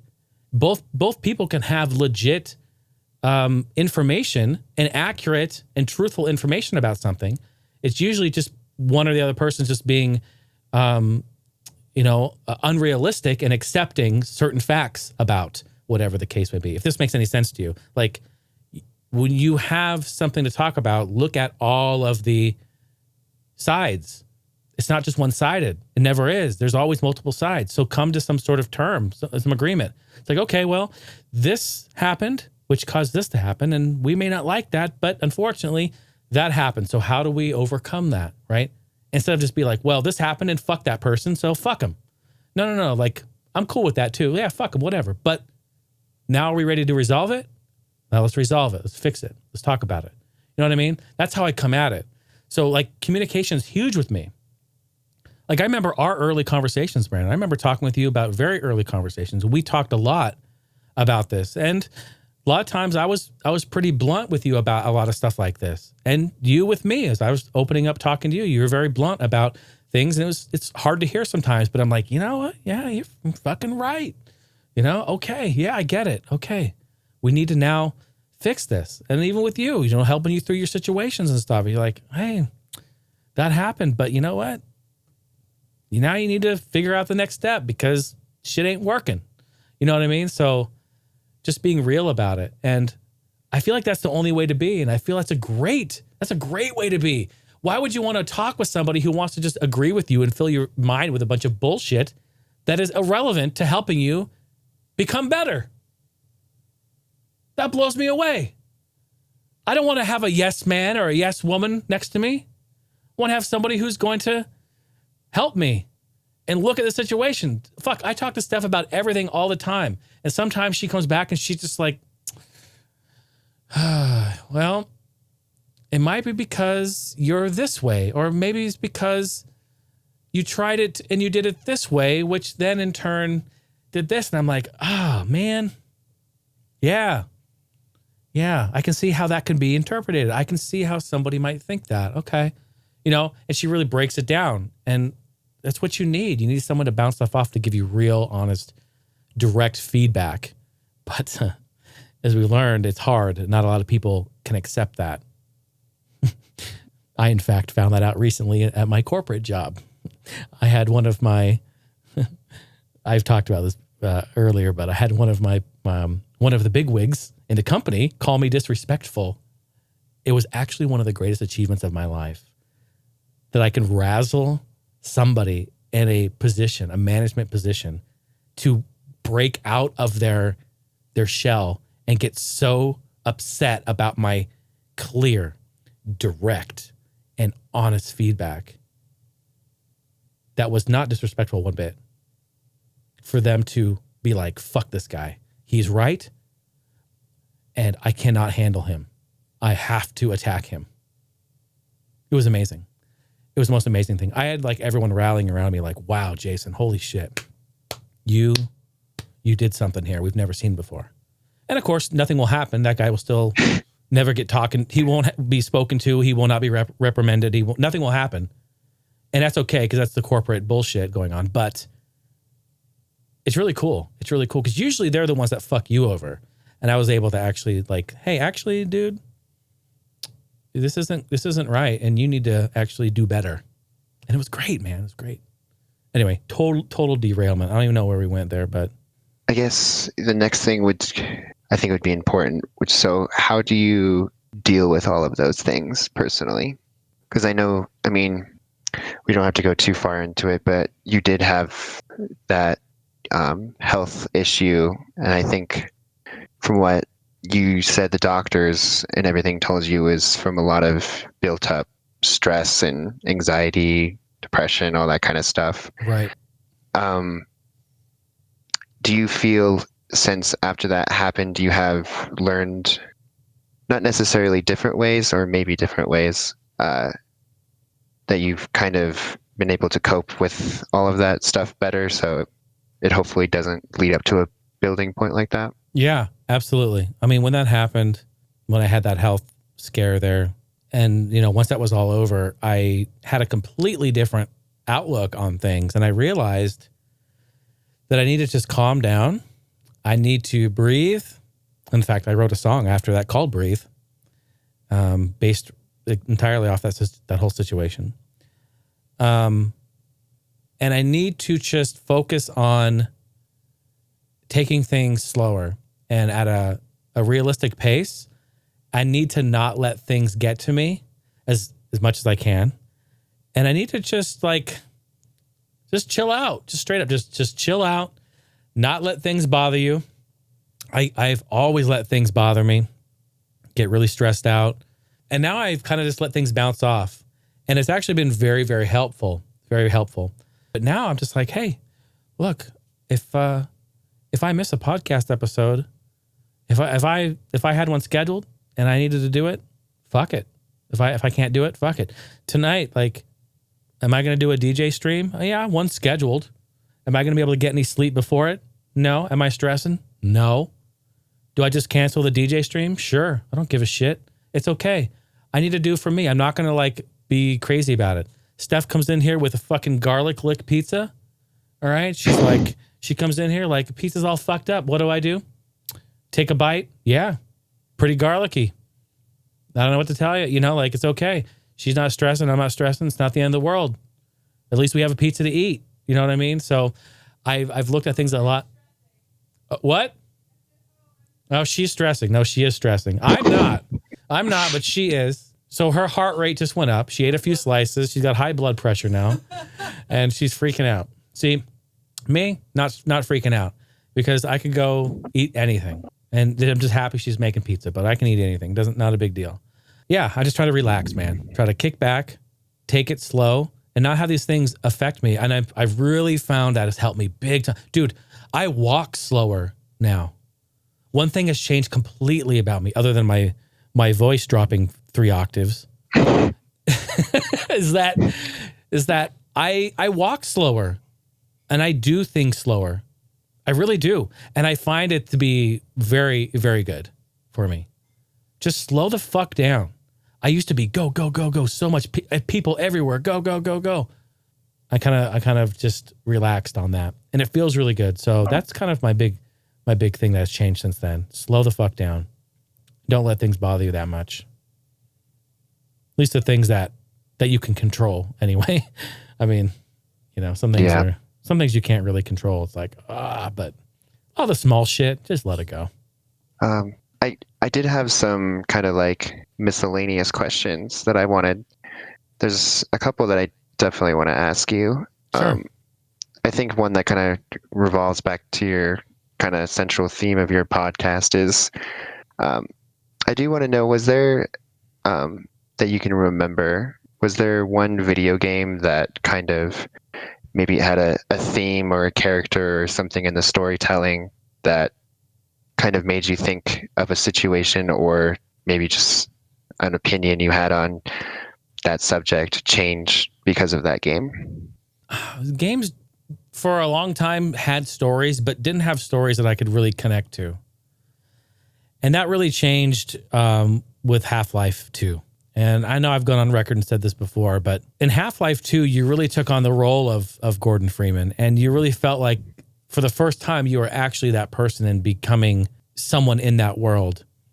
And I actually got down with a lot of the stuff that was going on there with all the soldiers and the corruption that was going on, and them taking people and kidnapping people and changing them and mutating them. And like, although it's a fictional story, you know, situations like that exist in this world where, you know, people are being kidnapped and killed, and you know what I mean? Like it's real stuff. And we have this, you know, psychotic brainwashing president or whatever he's, you know, the overseer of the city, whatever they call him, whatever title he is or has, you know, like these are all things that are like real in a way. So I felt like a connection to it. I'm like, wow, okay, like we're gonna try to escape and fix this corrupt world that we're in.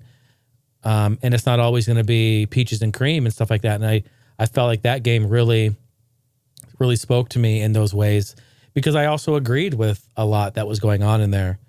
When you have, like the resistance, and you have the faction of people who are trying to escape and trying to better themselves and get out of a bad situation, but are being killed and slaughtered in the process. And you're seeing it firsthand, and it really changed my life. It's actually a game I love today. And once a year I go through it and I play it.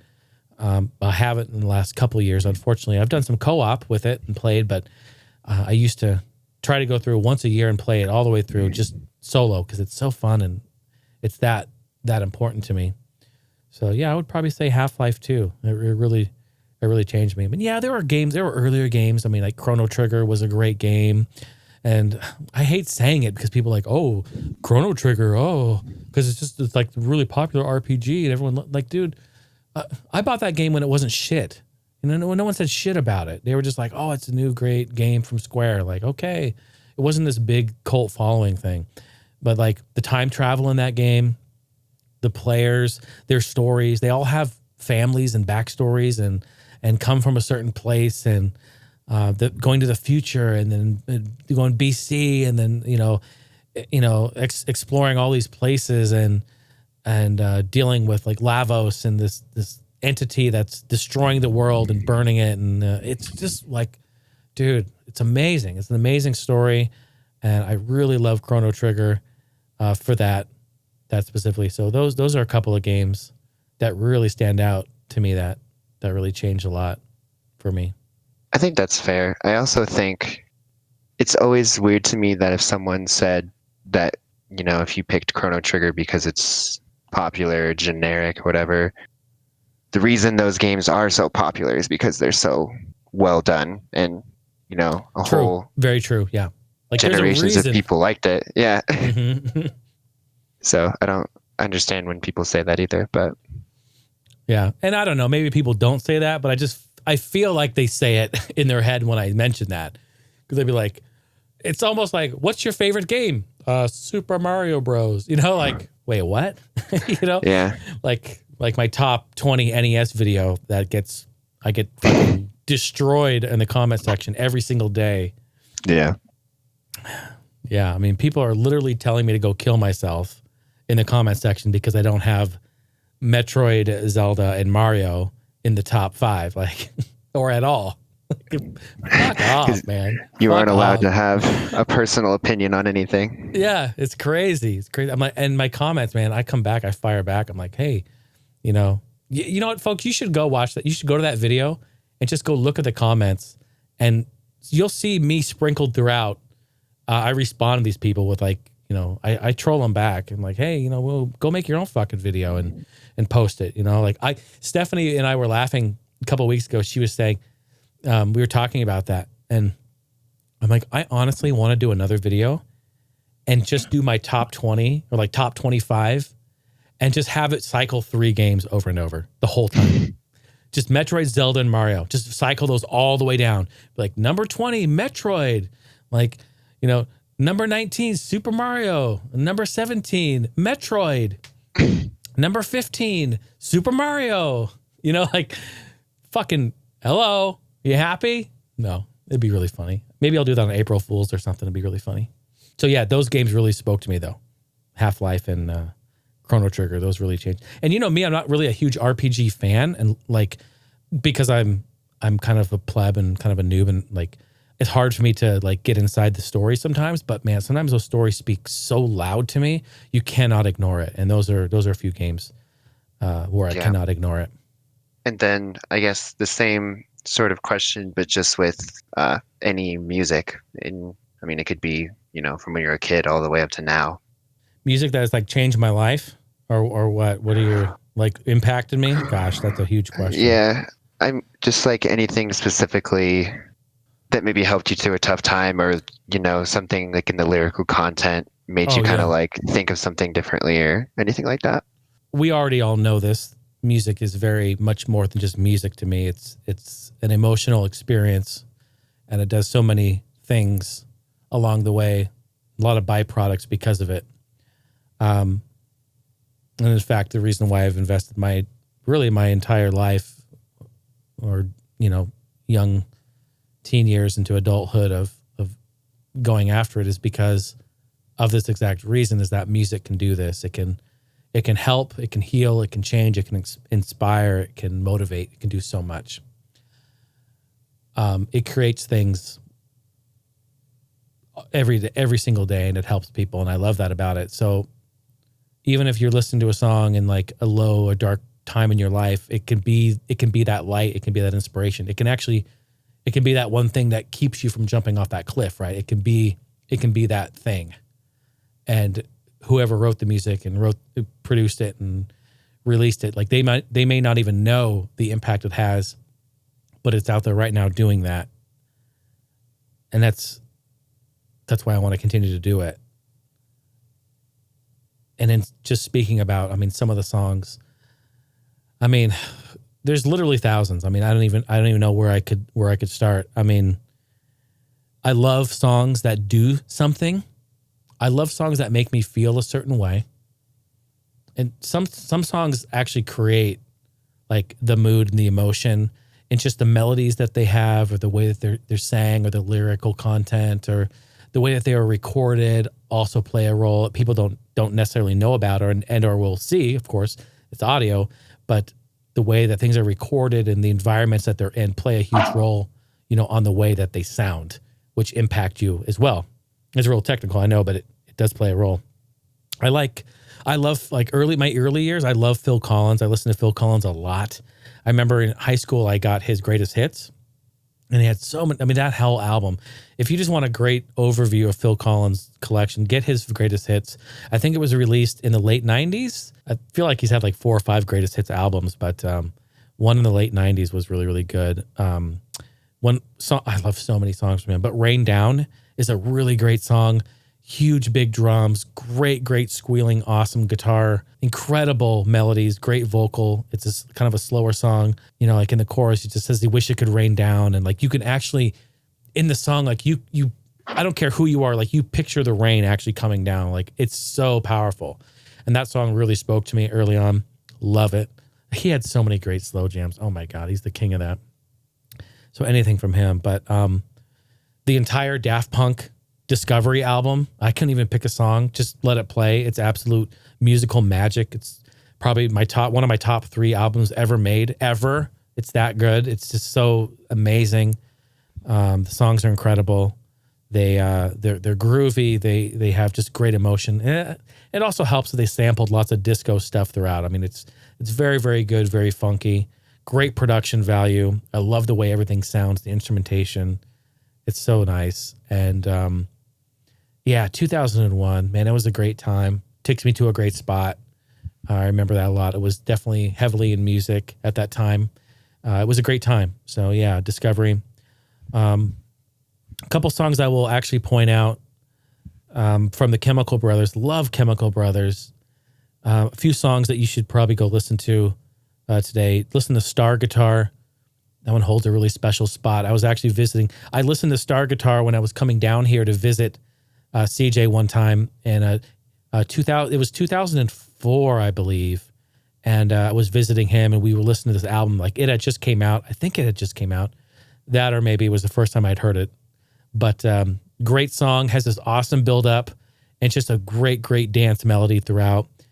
There's definitely some like parts in that song where the notes that are played, like the pitch and the keys that are played, and the guitar and the bass line and the drums and the hi-hat being all washy, and man, it's just I want to say it's a juicy song. If that's any way to describe a song, it's how I describe songs.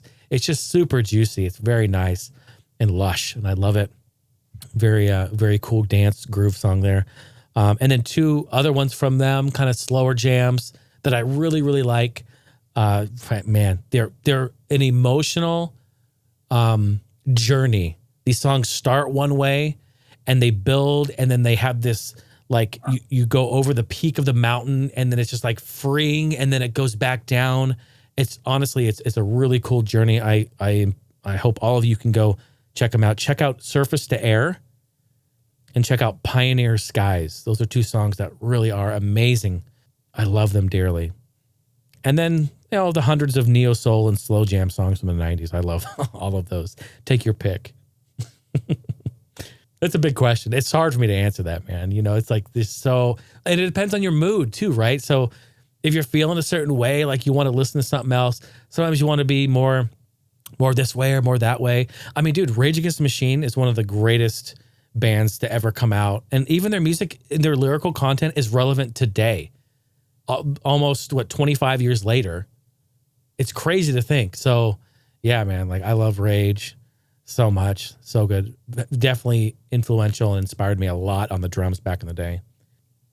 Yeah, I feel like that's a hard question for anyone to answer, just because usually people listen to just so many different things at so many different times that mostly all of your stuff that you listen to becomes important to you in some way. Right. And the fact that we have it all at our fingertips, it's all completely available now at a click of a thumb. Like, wow, I could have never imagined this 20 years ago. It's really cool. I mean, unless you want to speak about anything specifically, I think that was pretty much summing up my questions. I think it's been great, Brandon. Honestly, I think it's been great. It's been nice to just sit and chat with you. And like part of me wants to like apologize for just rambling about all this because it's just so kind of weird for me still to talk about things completely open and unfiltered. But I feel it's been great and I feel really good about it. And I appreciate you even coming to me and saying, hey, let's do this. And that means a lot to me, Brandon. So thank you. Thank you very much.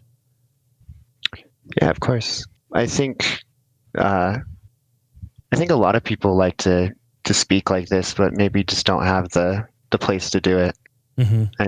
I think a lot of people think this way or think about things in a more complicated, deeper way, but they just don't feel that maybe their feelings won't be accepted or listened to, or they just don't have a person they can do it with. I don't know, but I think it's important. Definitely. Yeah, I agree. I agree completely. I think I'll leave it on one last story here to wrap it up. And I think it's a great reminder and or shot of adrenaline for somebody. It definitely was for me. And I think I did tell this story on the 10-year episode, but it doesn't matter. I'm going to say it again because I think it's that important. It's actually something that I live by every day. And sometimes when I forget it, or when I'm in a situation where something is happening and I'm feeling a certain way, I try to remember this and use it as inspiration to move forward. And the story is this. We talked about my musical journey quite a bit because really that is a very important, one of the most important things that's in my entertainment career thus far. So those stories will continue and there's many, many more that I could bore you with. But the thing is that during that battle of the bands when I was a freshman that we talked about earlier, and speaking about that, we ended up winning that battle of the bands, right? So what happened, something happened after that really changed my whole thinking. So Brandon, you would ask me if I had continued the music as a hobby or whatnot. I did continue that, but also I didn't want to get in band. Let's just be honest. I didn't want to join the band because I was like, no, people in the band are a bunch of band geeks. I don't want to be in there. Plus, I don't read music. I'm a fucking amateur. I got a drum set that's all fucking wonky. All right, my cymbals are all bent. I don't know what the hell I'm doing. I'm just hitting these things. And I was like, no, all those people in there are going to be super smart. I don't know how to read music. I'm not doing that. No fucking way. So, because the offer, not the offer was there, but like I knew about band in high school. I knew it was there.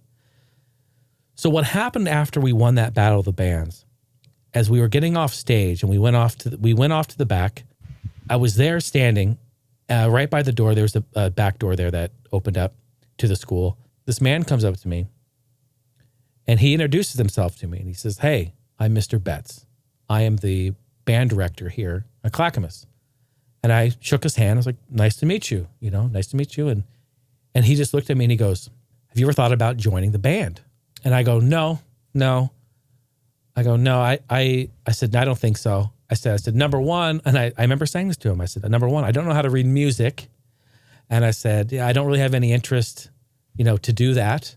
And I said, I don't really know how good I'd be at hanging with everyone. I was very intimidated by that, of joining and being a part of a band when I knew nothing about it.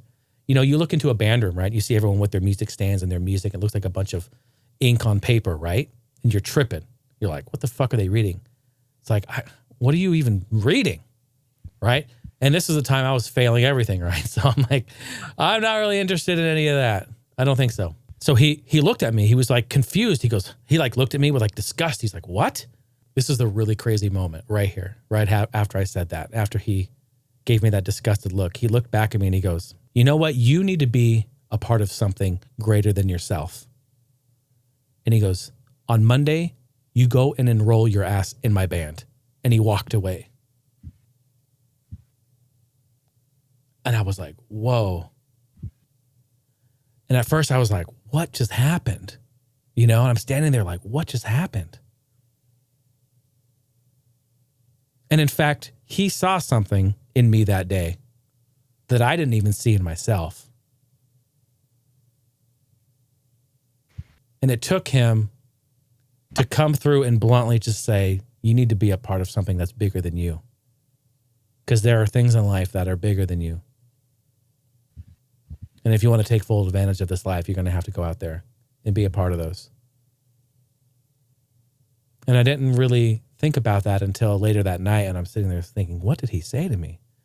Be a part of something greater than yourself. And that right there is a phrase, a line that has always stood on above everything else that I've always thought of and tried to be a part of. Is like, you know what? If the opportunity is here, even if the opportunity is not here, I'm going to attempt to try to be a part of something that's bigger than me. Because I'm not all that. You know what I mean? Straight up. I think that was really, really special and a great moment. And I went and enrolled in his band on Monday morning. I went and enrolled and I showed up and he took me under his wing. And even though I didn't know how to read music, he taught me how to read music. This guy was amazing. He let me do what I do best.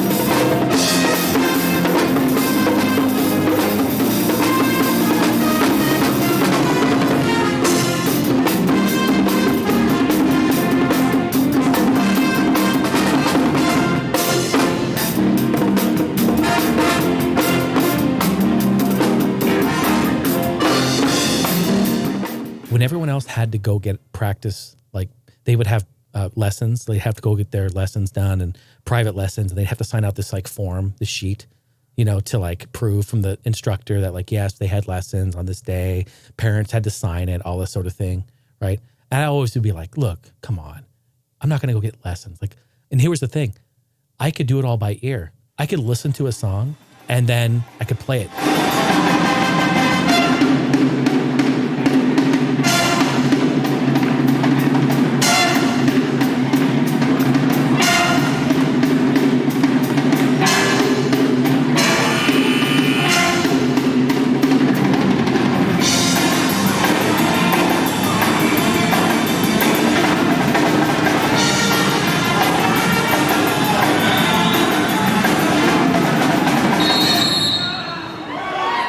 Like verbatim, like my other drum friends and stuff, they'd be like, do you need music? You need music? Like, no, I know the song. I got it. And I wouldn't even have the music up. I just do it by ear. And see, he knew that about me. And so even though I was in there, I was handling my business. I was playing good. We were having a great time. Like he signed those forms for me. I didn't have any private lessons. I've never had private lessons. You know, he passed me with straight A's. It's because I was in there handling my business. I was providing, I was doing great, and I was really enjoying it. I loved it. I mean, there were people in there that hated band, didn't want to be in there, and I feel bad that they were forced to be in there, but I loved it. And it was the greatest thing, man, doing drumline, and then we were marching, and we traveled all over the place. We went to Vancouver, BC. We went to Disneyland and marched down Main Street. We did all kinds of shit. It was like so cool, man. And so his words that day definitely changed my life. In more ways than one. It's something that I think about all the time. And whenever I'm in a weird place about deciding if I should or should not, in a lot of situations, I always reference that. And I have 3 or 4 students quickly to recognize. I'm going to ask them to go ahead and make their way forward up to the podium here. Following students, go ahead and come on up here. Dustin Carlson, Jason Heine, Eric Calhoun, I don't know if he's here. Those 3 guys.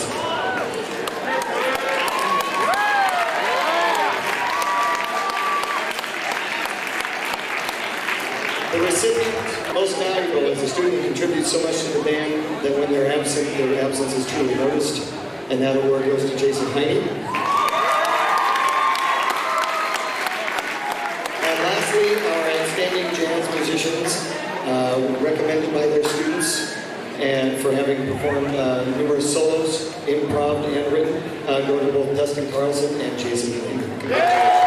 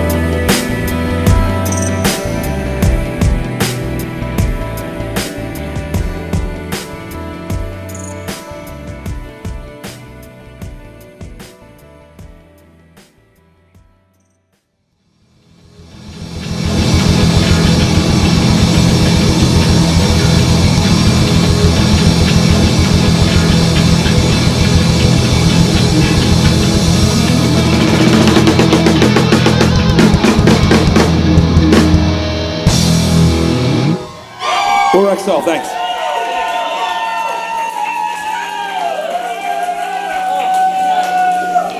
Good luck.